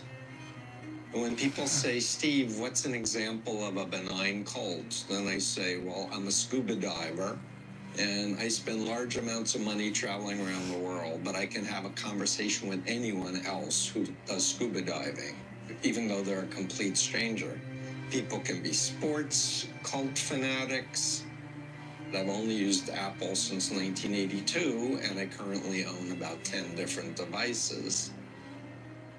A healthy cult will tell you honestly who they are, what they believe, and what they want from you if you join. Whereas authoritarian cults will lie blatantly, withhold vital information, or distort it to make it palatable for you. A healthy cult will always honor your conscience, will never tell you who you can associate with, what you can read or what you can't read, what TV show to watch. A mind control cult will control all of that. One of the greatest living Americans, one of the great Americans of both the 20th and 21st centuries, the president that changed the country, the president that saved America. Please help me welcome President Donald J. Trump. Trump's He didn't following save us. act like authoritarian cult members when they say things like Trump is the greatest man in human history and he won the election. When they say things that are so opposite what is proven in reality, and they're not willing to consider the possibility that they've been lied to or that that information is wrong. Right. That shows a lack of reflection, Critical thinking. critical thinking.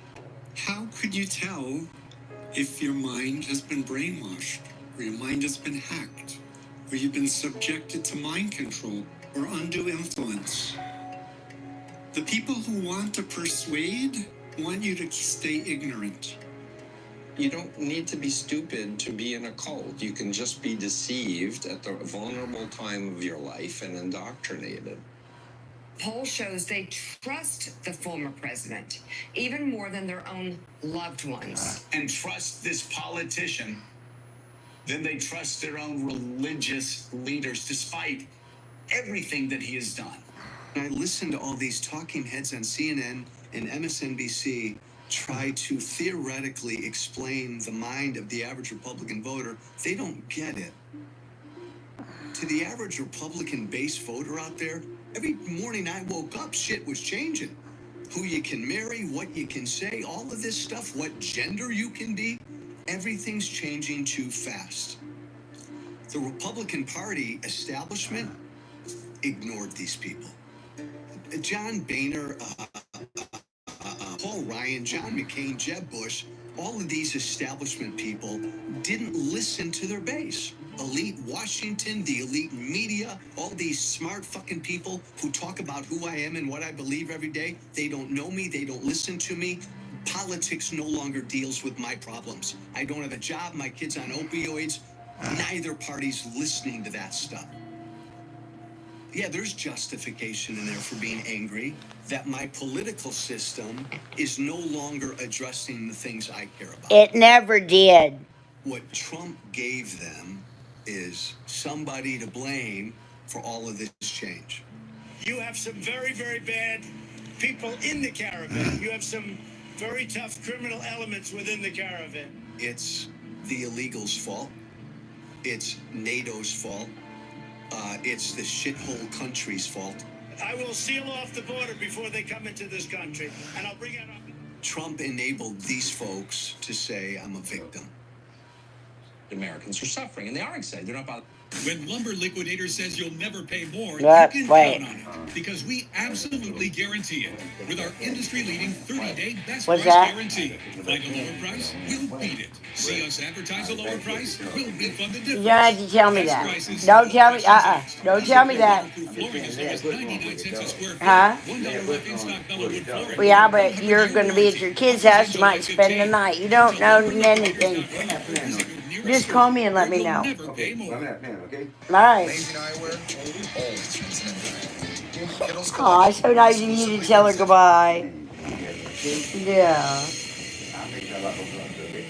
You don't need a lock, Bo. Just, are you talking about the top and the bottom lock? Just the top's fine.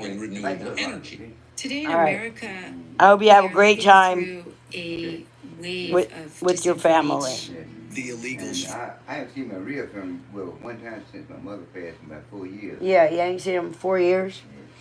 Well, hopefully soon. You're going to be able to see everybody. All right. Okay, hey, you feel free. Okay, thank you.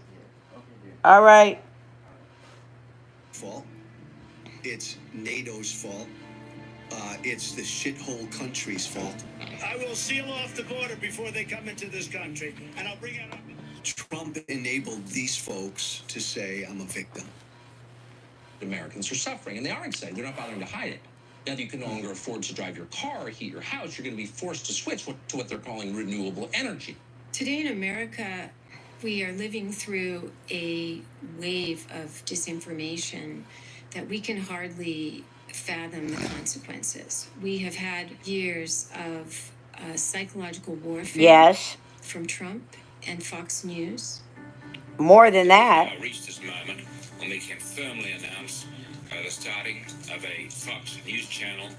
Mr. Ailes is here, and he might like to add a few words. We're not starting up a reactive news service here in any way. We just expect to do fine, balanced journalism. We know that's a lie. I was a Republican. I knew as a Republican, every time I went on NBC or MSNBC or CBS, I was generally going to be interviewed by somebody who did not think like me. This is what gave rise to Fox News. The base, all these people out there, they felt like CBS and NBC weren't speaking for them. Give me something that speaks to me. I think there's always been a left of center bias in most of our media. And then Fox News came along in response to that. And like everything in the Republican Party, they took everything and they went to a deeper, darker, uglier place. To a certain extent, we can see Fox News as following the mandate of profit. Tucker Carlson, he was the most profitable and most radical, most extremist host. Good evening and welcome to Tucker Carlson. Tonight, you got to hand it to the Biden people. Demographic change is the key to the Democratic Party's political ambitions. In other words, you're being replaced and there's nothing you can do about it. So shut up, you're Hitler. This is all to make business, right? I mean, look at the lawsuits against Tucker Carlson. The argument that Fox made was that he's in the entertainment business. He's not an objective journalist, and so therefore anything coming out of his mouth can in fact be a lie, right, just for the purposes of entertainment, right? Yes. So think about what they're doing. But there's also an ideological project here. The Murdochs are also the ones that were backing Brexit. It's one part business and it's one part ideological, and the two are fused together. There is an ideological project to damage democracy. And so far-right media, which is, I put Fox News and all of the Murdoch empire in that camp, it has this ideological agenda. And by the way, they're smart, man. Roger Ailes come up in the morning and say, this is the narrative that we're going to run today. And they would thread it from the 6 o'clock show right to the 11 p.m. show. And every one of those shows talked about that narrative in one way or the other. The raid reportedly over an investigation into classified documents, right? But the real target of this investigation isn't Trump. The real target of this investigation is you. And if they can do this to President Trump, what do you think they can do to the rest of us? And if you express any support for him or Any interest in retaining, I don't know, the rights of free speech and due process, you're a criminal too. In fact, you are the threat. How do I attract viewers, and what do I have to say repetitively to these viewers to get them glued to these stations? I mean, every year we have a quote-unquote war on Christmas. Do we really have a war on Christmas? I say Merry Christmas. When was the last time you saw Merry Christmas? You don't see it anymore. They want to be politically correct. If I'm president, you're going to see Merry Christmas in department stores. Believe me. Fox wants you to think there's a war on Christmas. You see what I mean?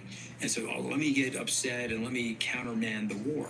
And they do that because they want you to watch the television. I mean, do you think these guys really believe some of the stuff that they're saying? I mean, come on, they don't. They can't. If they really believe the election was rigged, and why? Why are you doing that? CNN has a bias, but CNN is truthful. MSNBC has a bias, but MSNBC is truthful. Fox News is biased, but Fox News generally doesn't even deal in the world of truth anymore.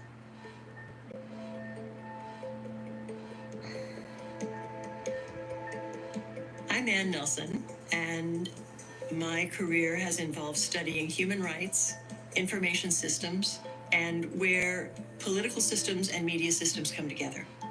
I think you can divide information into three categories. Information plans to be factual and can be documented and is presented in good faith. The next level down is misinformation. It could just be generally mistaken, uninformed. For example, when I go to Oklahoma, people will say, "Have you actually taken a walk in Central Park? Isn't it too dangerous?" They're misinformed that it's an extremely dangerous place to go. Disinformation is intentionally misleading. It comes from a place of wanting to manipulate people through falsehood. The train to Crazy Town made an unscheduled whistle stop in Ohio this week. Vaccines make your body magnetic and spoons will stick to your forehead. This is a thing. I'm sure you've seen the pictures all over the internet of people who've had these shots and now they're magnetized. African American communities that have not wanted to get COVID vaccines because they've been told that it's a plot to kill Black people. Just this week, he was rebuked by his own family for pushing an unfounded conspiracy theory that COVID was actually targeted to hit certain ethnic groups while sparing Jewish and Chinese people. I do think it's important to understand that disinformation doesn't exist in a kind of unidirectional manner. It comes in through a single channel. It's amplified by politicians. It shows up on different media platforms. And suddenly it comes at people from enough different directions that it's accepted as truth. In a lot of ways, hydroxychloroquine is the ideal medicine. At this point, it's come across as pretty much of a game changer. I say it. What do you have to lose? I'll say it again. What do you have to lose? Take it. You need some kind of sense of what reality is, or society falls apart. Disinformation, it's hard for people to understand it until you start using some of the terms that the people who craft disinformation use. I'm going to use a Russian model. There is an actual strategy, a doctrine that the Russians use for media manipulation, the dissemination of propaganda, and getting people to believe their propaganda, called reflexive control. It creates a meta-narrative of information in broad strokes around a target. Reflexive control is a very interesting concept where you see information in such a way, the decision that you've made is exactly the outcome they desire, but you're unwitting that they seeded information in a certain way to draw you toward that decision. I'm not seeding any information to draw you into what I'm saying. I'm blatantly planting trees. I already got the seeds planted. Y'all listen to me. Let us take over the nonprofit money, which is trillions and trillions of dollars, and take back our consent from this corrupt government. So here's a good meta-narrative that for a very long time bedeviled Russia.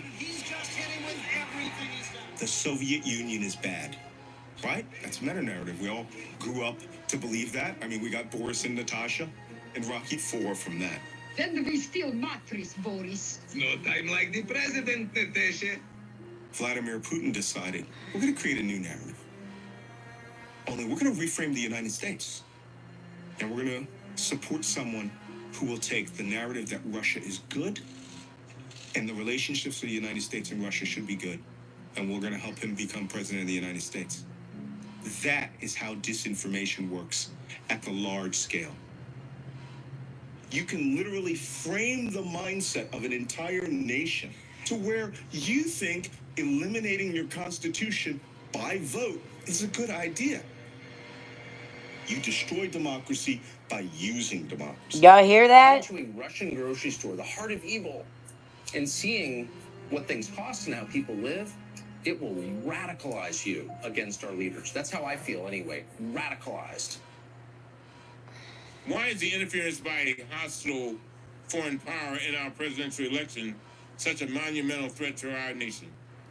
Voting is the key core of who we are as a democracy.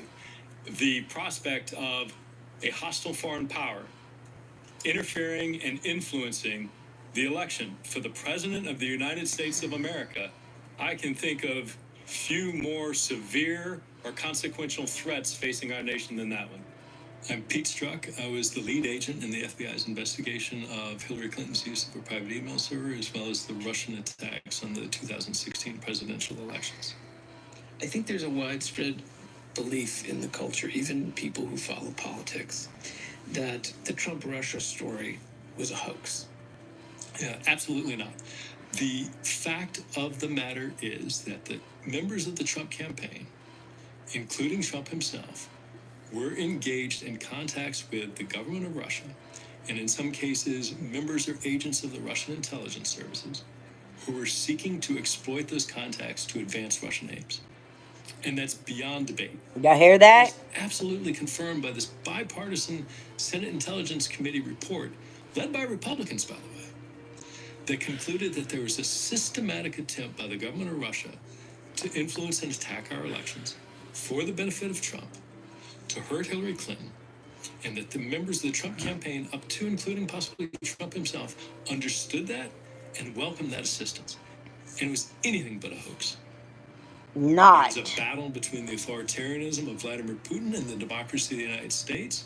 And in that battle, the social media aspect, we didn't have a really good handle on what was going on, and certainly in 2015, but even into mid-late 2016. Not a hoax. My name is Imran Ahmed. I'm the CEO and founder of the Center for Countering Digital Hate.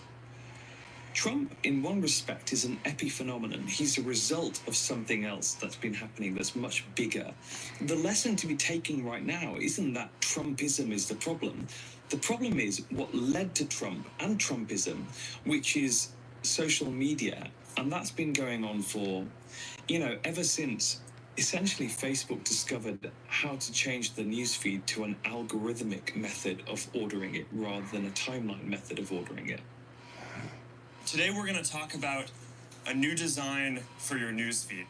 What we're trying to do is give everyone in the world the best personalized newspaper we can. So all the algorithm does is it says, what content gets this kind of person to stay on the platform for the most time possible? Because there's only one logic to the algorithm. Eyeballs, the number of people, multiplied by time on platform, equals the number of opportunities that you have to serve up ads. And that's all they do. Social media platforms, Facebook, this enormous company, one of the world's biggest companies, 98% of its revenues come from advertising. That's why I don't do it on mine. So, the algorithms are designed to make you say stuff so they can gather data about you and sell that to advertisers, and to make you stay on the platform And what they've discovered most gets us to engage, talk, shout, scream, is stuff that makes us emotional. That's hate content and disinformation. It finds dividing lines and it amplifies them. That's its job. It doesn't care. It just wants people to feel something.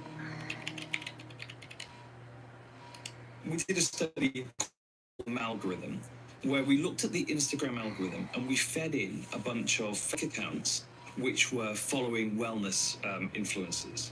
What we found was that the algorithm kept recommending anti-vax accounts.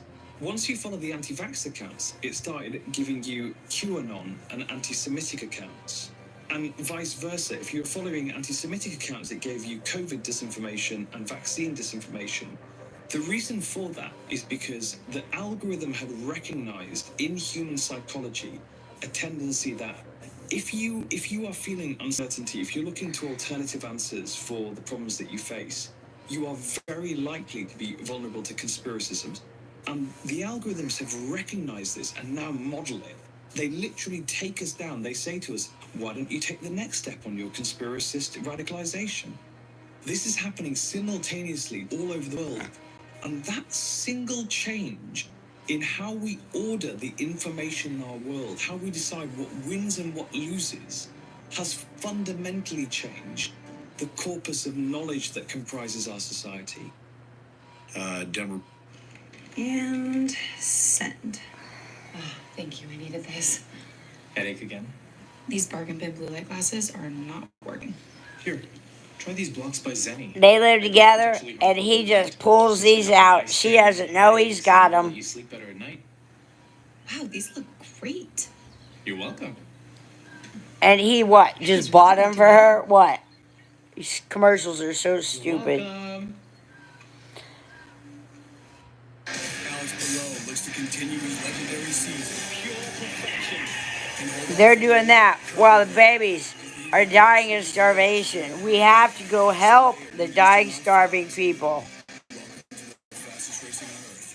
And we have to do it fast. Member of Congress, former senior technical advisor to the January 6th committee, 20 years of counterterrorism experience, and very good at mixing data to go after bad guys. Bust the door down. January 6th was an insurrection, a sacking of the Capitol, where every single person there was doing it based on a faulty belief. Every single person was there because of fantasy. Every single person there who's smashing windows or going in carrying Confederate flags are there because they thought our government was being overrun, the election was stolen, and every single portion of that is false. Provably so. Facts-based, data-driven falsehoods.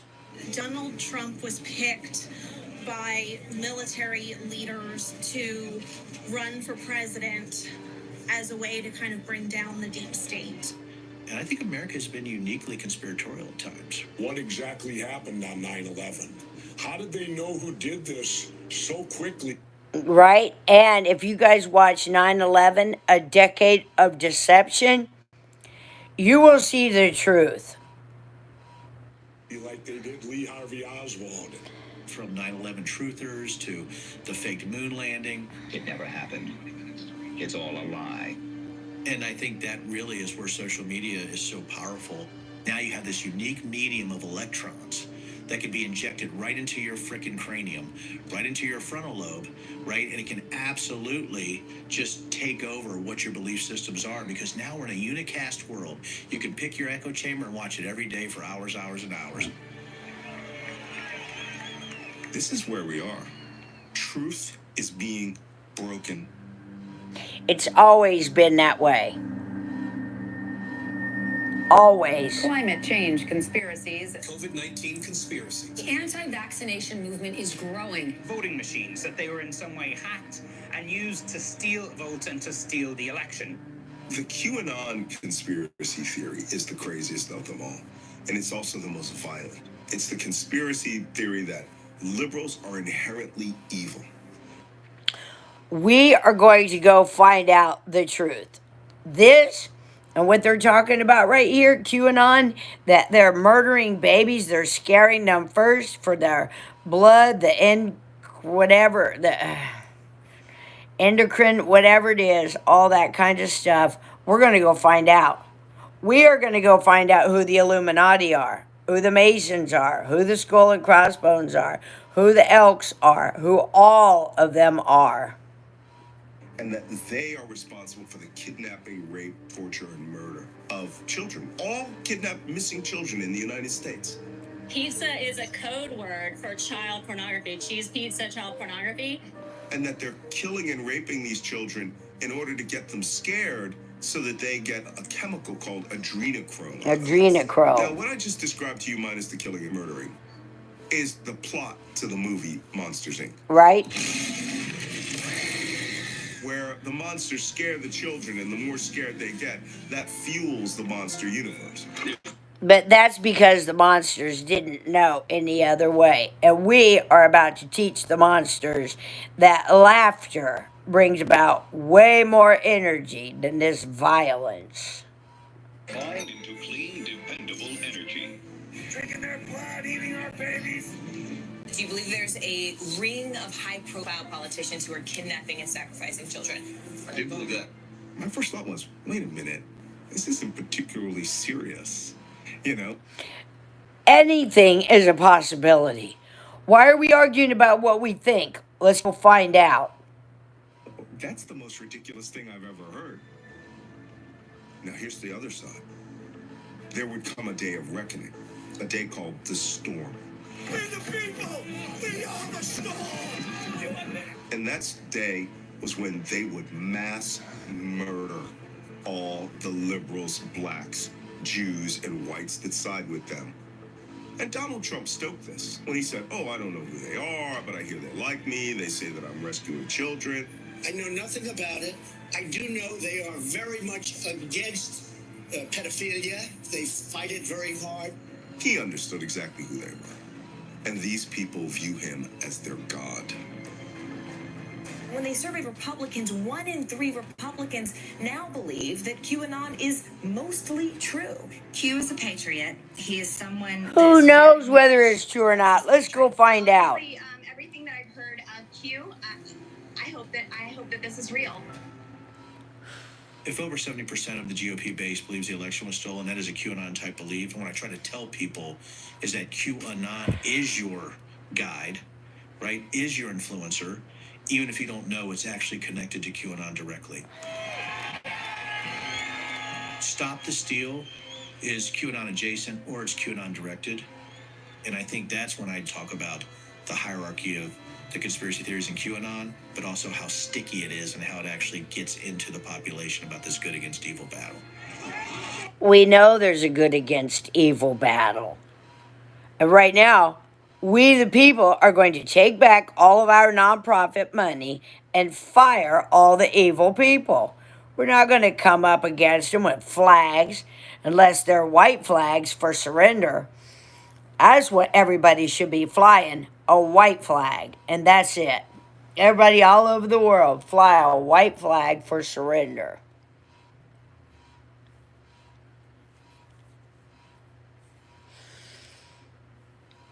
We can fly a black flag. We can fly a white and a black flag that represents every color in between.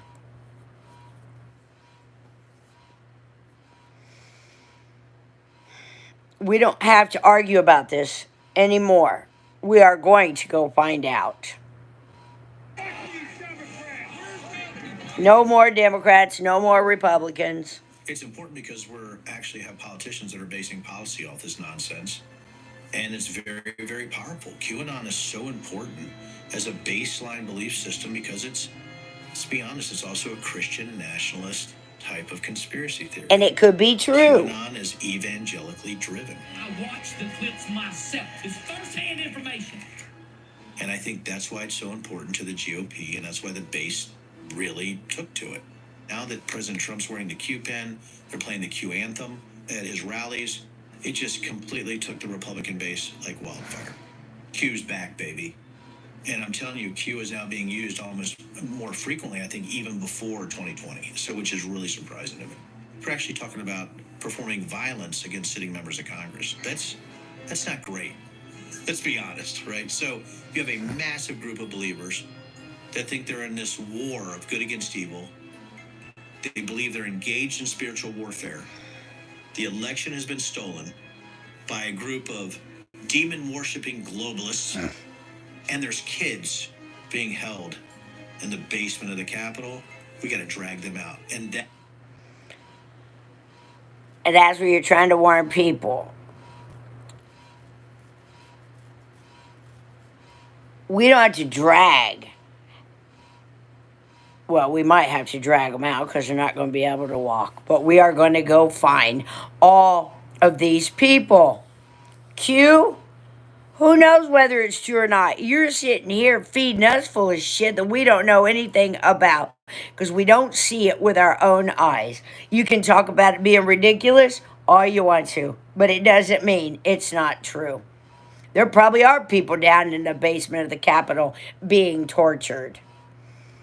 that's what I was trying to warn people, is that this cascading effect of crazy leads to violence. And if you have a propensity, again, to believe this is spiritual warfare, why wouldn't you take any type of action that you could do or to remove the evil that's taken over our country? And that's what we were seeing in Chatter. Okay, but that's not. This is what I'm doing. We are voting me the new president treasurer of all nonprofits, and we are taking back all of our trillions and trillions of dollars that are sitting in banks everywhere. We're taking them back, and we are taking care of ourselves. And by invoking the Declaration of Independence, we are taking back our consent to be governed by this government. January the 6th. I used to get asked the question, you know, this online stuff, it doesn't really do anything in the real world, right? After then, never once.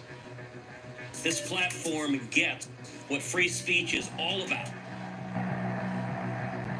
It is really clear that there's a straight line between online hate and disinformation and real-world consequences. The results of the 2020 election are all but official. Authoritarians cannot stomach the idea of leaving power. It's an existential threat. I predicted that Donald Trump would not leave office quietly, that he would try something. He tried everything from the menu of authoritarianism. First, he tried military intervention, but the chairman of the Joint Chiefs of Staff wouldn't play his game. Then they were trying electoral manipulation. All I want to do is this. I just want to find 11,780 votes. And that didn't work either. By the end of December, they were deciding on the option of violence. Actually, just got a message from Roger Stone. A hoax is being perpetrated on the American people. There is insurmountable, compelling, overcoming evidence of frauds. We're being cheated. America's being cheated. I believe that they tried to steal the election. If they could steal your vote so blatantly, then yeah, there's not another candidate. Supporters of the president have rallied behind his claim of a stolen election. Internet battle cry, Stop the Steal, has swept across inboxes, Facebook pages, and Twitter like an out-of-control virus. President Trump, in the early morning hours today, tweeted that he wants the American people to march on Washington, D.C. on January 6th. On that day, Trump says, show up for a protest, it's gonna be wild. You better understand something, son. This is gonna be a red wedding, bitch. Going down January 6th. Take it back! Take it back! Take it back! Trump supporters, this is it. This could be Trump's last stand. The whole point of us building this nation was to keep from having a tyrannical government, be able to have a representative republic that represents the people.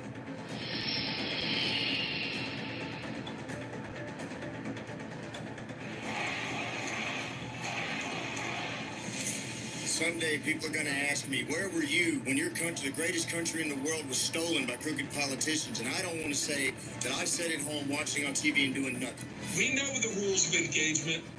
If you have enough people, you can push down any kind of a fence or a wall. If necessary, storming right into the Capitol. January 6th was a leader cult rescue operation. He summoned all of his followers to this rally. At the end of the rally, when Trump was inciting people to violence, they showed a propaganda film. For too long, a small group in our nation's capital has reaped the rewards of government. While It had associations with QAnon ideology. It talked about globalists. At the end of the film, there was Trump's face. And this face lingered on screen as Trump sent his followers off to the Capitol to do violence on his behalf. He said he was going with them, and he I didn't. was out running errands in my car. I didn't see any of it. Every so often I'd go to my phone, I'd see these clips. I'm in the living room, drinking a cup of coffee, watching everything go down, and I just sat there and cried. It was personal because I worked there. I cried. And then I got really, really angry.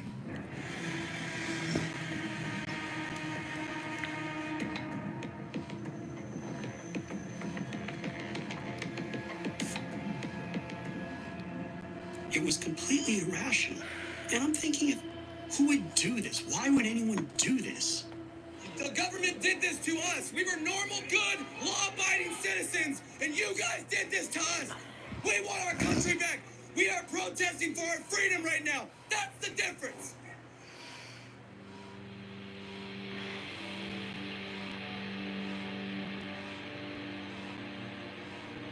Values, interests, and safety. My name is Brittany Friedman, and I am a sociologist. Sociology is the study of society from the vantage point of social groups. So we're very good at understanding patterns and patterns across people. The United States is in the throes of multiple moral panics. People are, quite frankly, outraged with our public institutions. They feel as though they're not being heard. We are at a stage in our country where our democracy does not function to meet the needs of people. It never has. That people are taught it should. And so there's this real disconnect and a resentment. Like the values of our society are not lining up with what they were actually promised. And this mismatch can cause a fundamental disillusionment. Anytime we see this mass disillusionment with what's promised, we see the rise of strong men in society who are able to take advantage of that. this is the worst border in the history of the world. There's never been anything. Millions and millions of people are pouring into our country, and they're coming in from places you don't want to know about. They're taking your jobs, and they're creating lots of problems. Now, if I don't get elected, it's going to be a bloodbath for the country. There is a wielding of language, disinformation, and just outright lies to incite even more fear than people might already be feeling.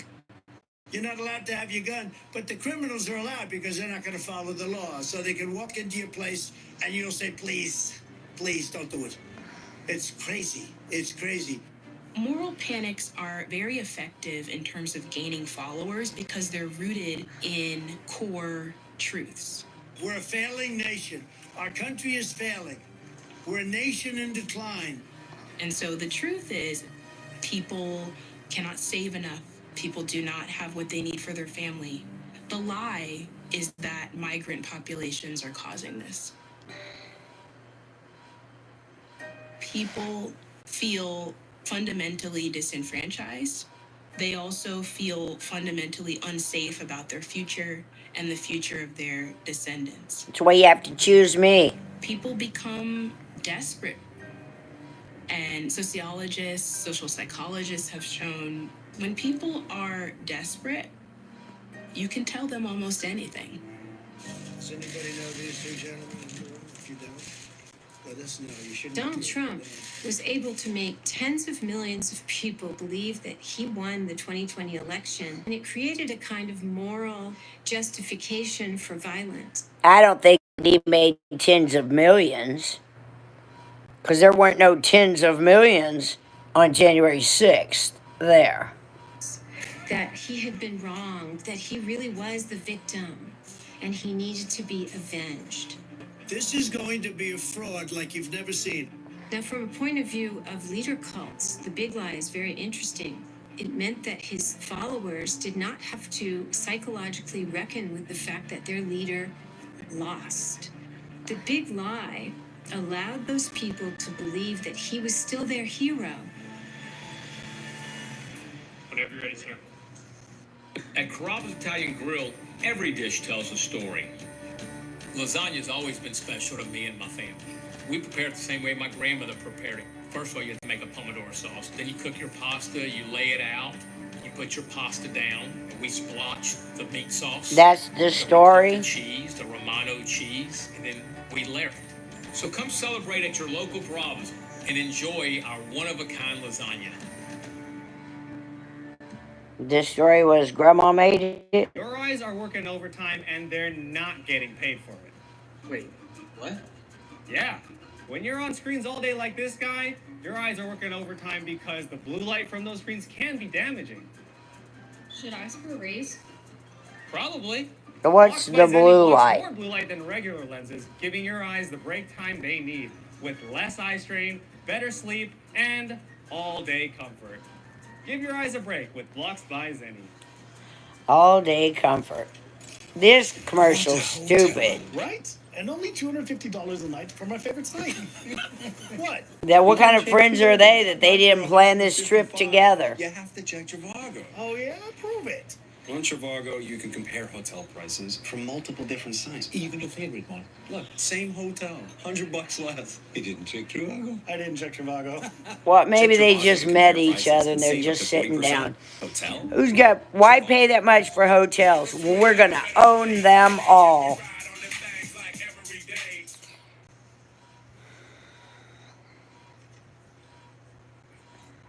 To those who broke the law, you will pay.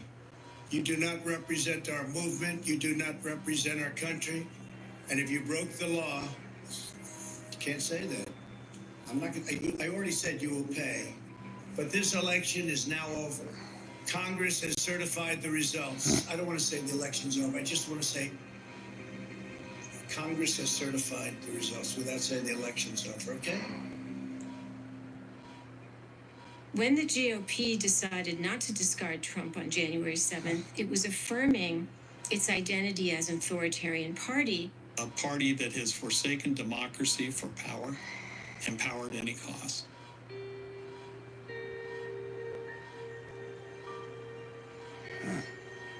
The historical example of authoritarianism rising and reshaping a democracy is Germany. Weimar Republic was taken apart by fascism. In the 1920s, Hitler was trying to grow his brand. He had been put in jail for the beer hall putsch. He got out of jail and he started doing rallies and he had hate speech. And there were bans put on him by several German states. Now, the Nazi Party made political capital out of this. They issued posters of Hitler with his mouth taped shut. Hitler had been canceled, in our terms today. After a year and a half, Hitler convinced the German states that he would no longer preach hate ideologies, and so they lifted the ban. And the rest we know.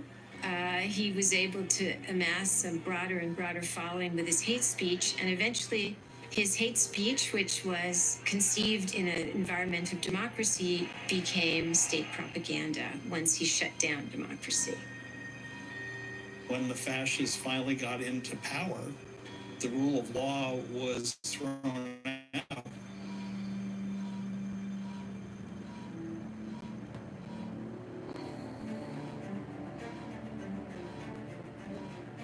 Twitter CEO Elon Musk just reinstated the account of former President Donald Trump. This does end a 22-month ban.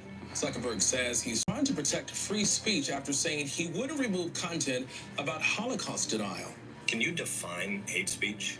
Senator, I think that this is a really hard question. And I think it's one of the reasons why we struggle with it. You will find a no greater free speech advocate. I was born and raised in Philadelphia. I view myself as the highest level of patriot. I've dedicated my life to allowing stupid people say any stupid thing that they want.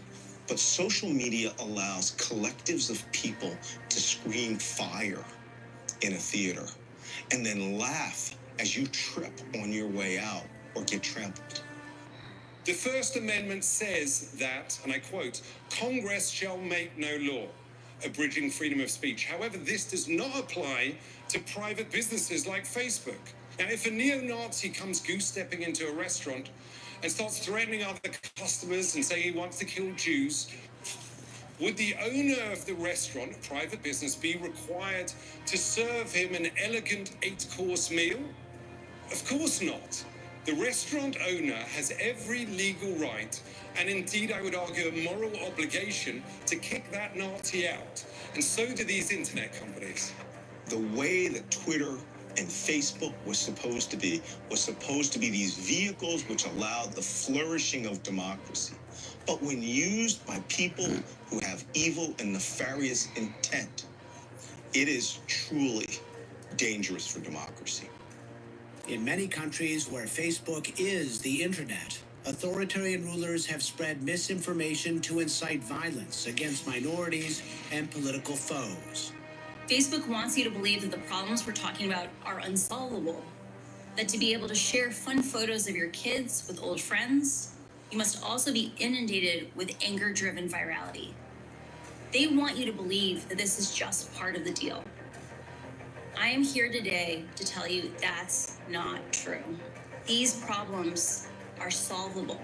Facebook can change, but is clearly not going to do so on its own. It's because they have put their astronomical profits before people. I think businesses are like gases. They will expand what they do to fill the regulatory framework that you put around them, right? And if there's no regulatory framework, they will just go bonkers. To reflect who we are and what we hope to build, I am proud to announce that starting today, our company is now Meta. Our mission remains the same. It's still about bringing people together. The window of a whistleblower like Frances Haugen is limited.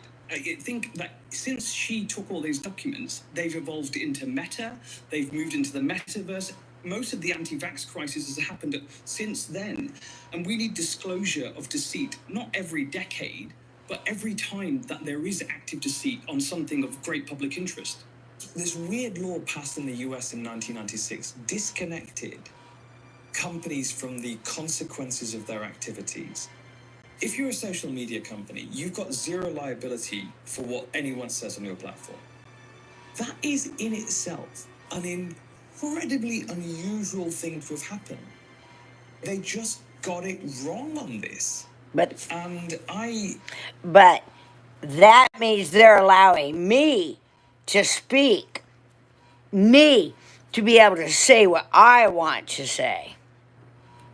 I think that reversing it is not only the right thing to do, but it's pretty straightforward. It's great that social media companies have some shield from liability for the content that people flood onto their platform.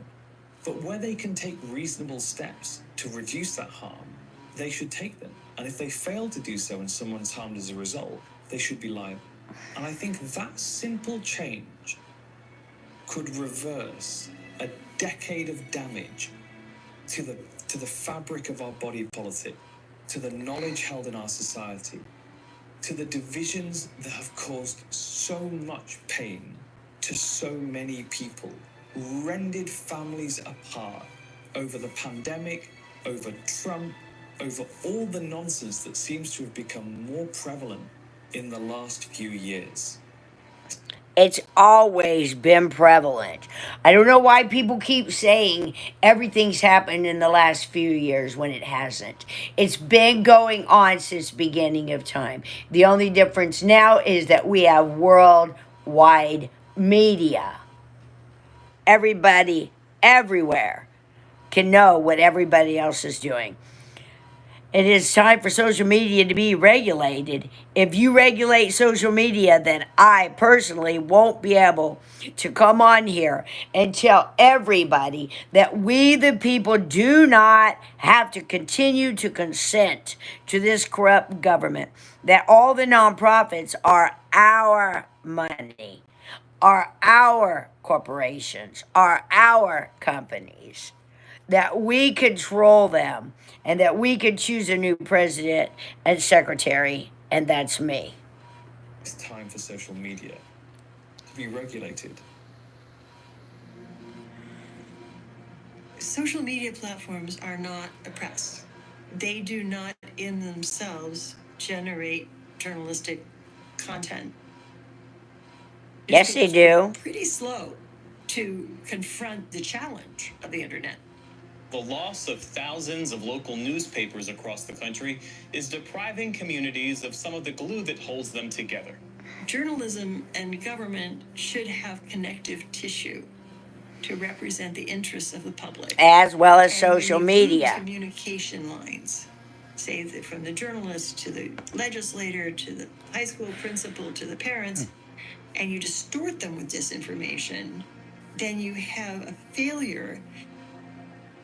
Factual reporting is now disintegrated, partly because of technology, partly because of market forces. It has affected some parts of the country more than others. We have more than 1,000 counties in the United States with no newspaper at all.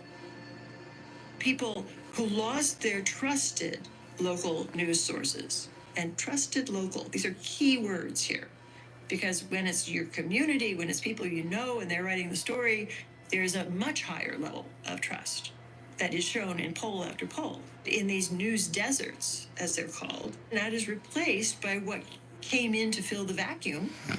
And in many cases, that was right-wing talk radio, fundamentalist religious media, and other media that is hyper-partisan and not very factual. So put it all together, you have a pretty dismal picture. And as a Midwesterner myself, I have some resentment of people saying, oh, those people in the middle of the country are so stupid, they believe all of these untruths. And I say, well, you know, our media market allowed their information systems to collapse.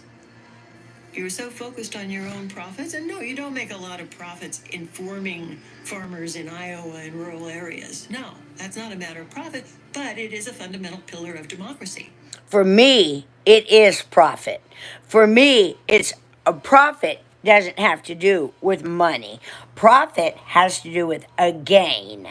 And for me, the profit of becoming the new president treasurer of all nonprofits means that we take over everything. We take over the schools. We take over everything. We do regenerative gardening, and we fix this earth right now. And ignore it at your peril. Social media has played an important role. It infected our 2016 elections. It's been infecting Europe for a long period of time. And all that created a very well fertilized garden for authoritarianism to grow.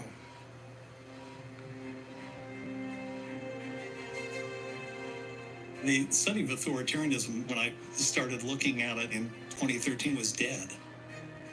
My dissertation committee, when I told them I wanted to study authoritarianism, said, well, you're never going to get a job anyway. That's because we'd all thought liberal democracy had won out, and that authoritarianism was no longer a problem. It's always been a problem. But we overlooked that ancient hatreds are ancient, and they are still with us. Democracy is in retreat. Ancient hatred. Ancient authoritarianism has always been around. It's never stopped. Democracy has never been real for all the people. We are in deep trouble. Forces of fascism and authoritarianism are riding, not just in the United States, but globally.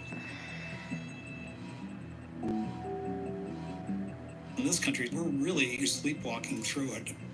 The current state of American democracy is a 911. All hands on deck emergency. Sleepwalking through it. We're about to wake up to a nightmare if y'all don't believe what I'm saying.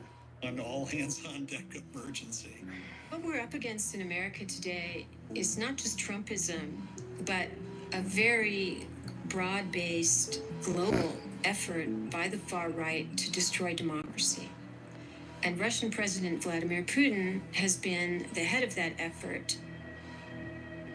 One day I woke up, I was scrolling through the news, and I saw something which hugely upset me. The American publication, The National Interest, in November 2021, published a joint statement by the ambassadors to the US of Russia and China. Very unusual. It drips with scorn for democracy. There's no need, what? For American democracy in particular. It claims that China and Russia are the true democracies, that America is trying to revive hostilities, revive a Cold War, and that America is morally bankrupt. China and Russia are forging a new, much closer friendship. This was heralding what was supposed to be a new era of authoritarian strength, that China and Russia would be united. I thought, oh no, something is up. I'm Lori. I've been a Dave member for 3 years. Dave definitely helps me catch up on bills with up to $500 in 5 minutes or less. I love that I can go skating. I can take the kids to the movies. Getting started is easy. Wait a minute. She's going skating at a skating rink. She's taking the kids to the movies. That's why she needs $500 of credit. At the end of the day, you do not have to stop living. Oh. That's why I like Dave. She's not going to the rink. And good for my mind. But she's still going to owe the We appreciate $500. what our mechanics can do and who they are. No one looks forward to seeing the inside of an auto shop. Because if you're here, your car is too.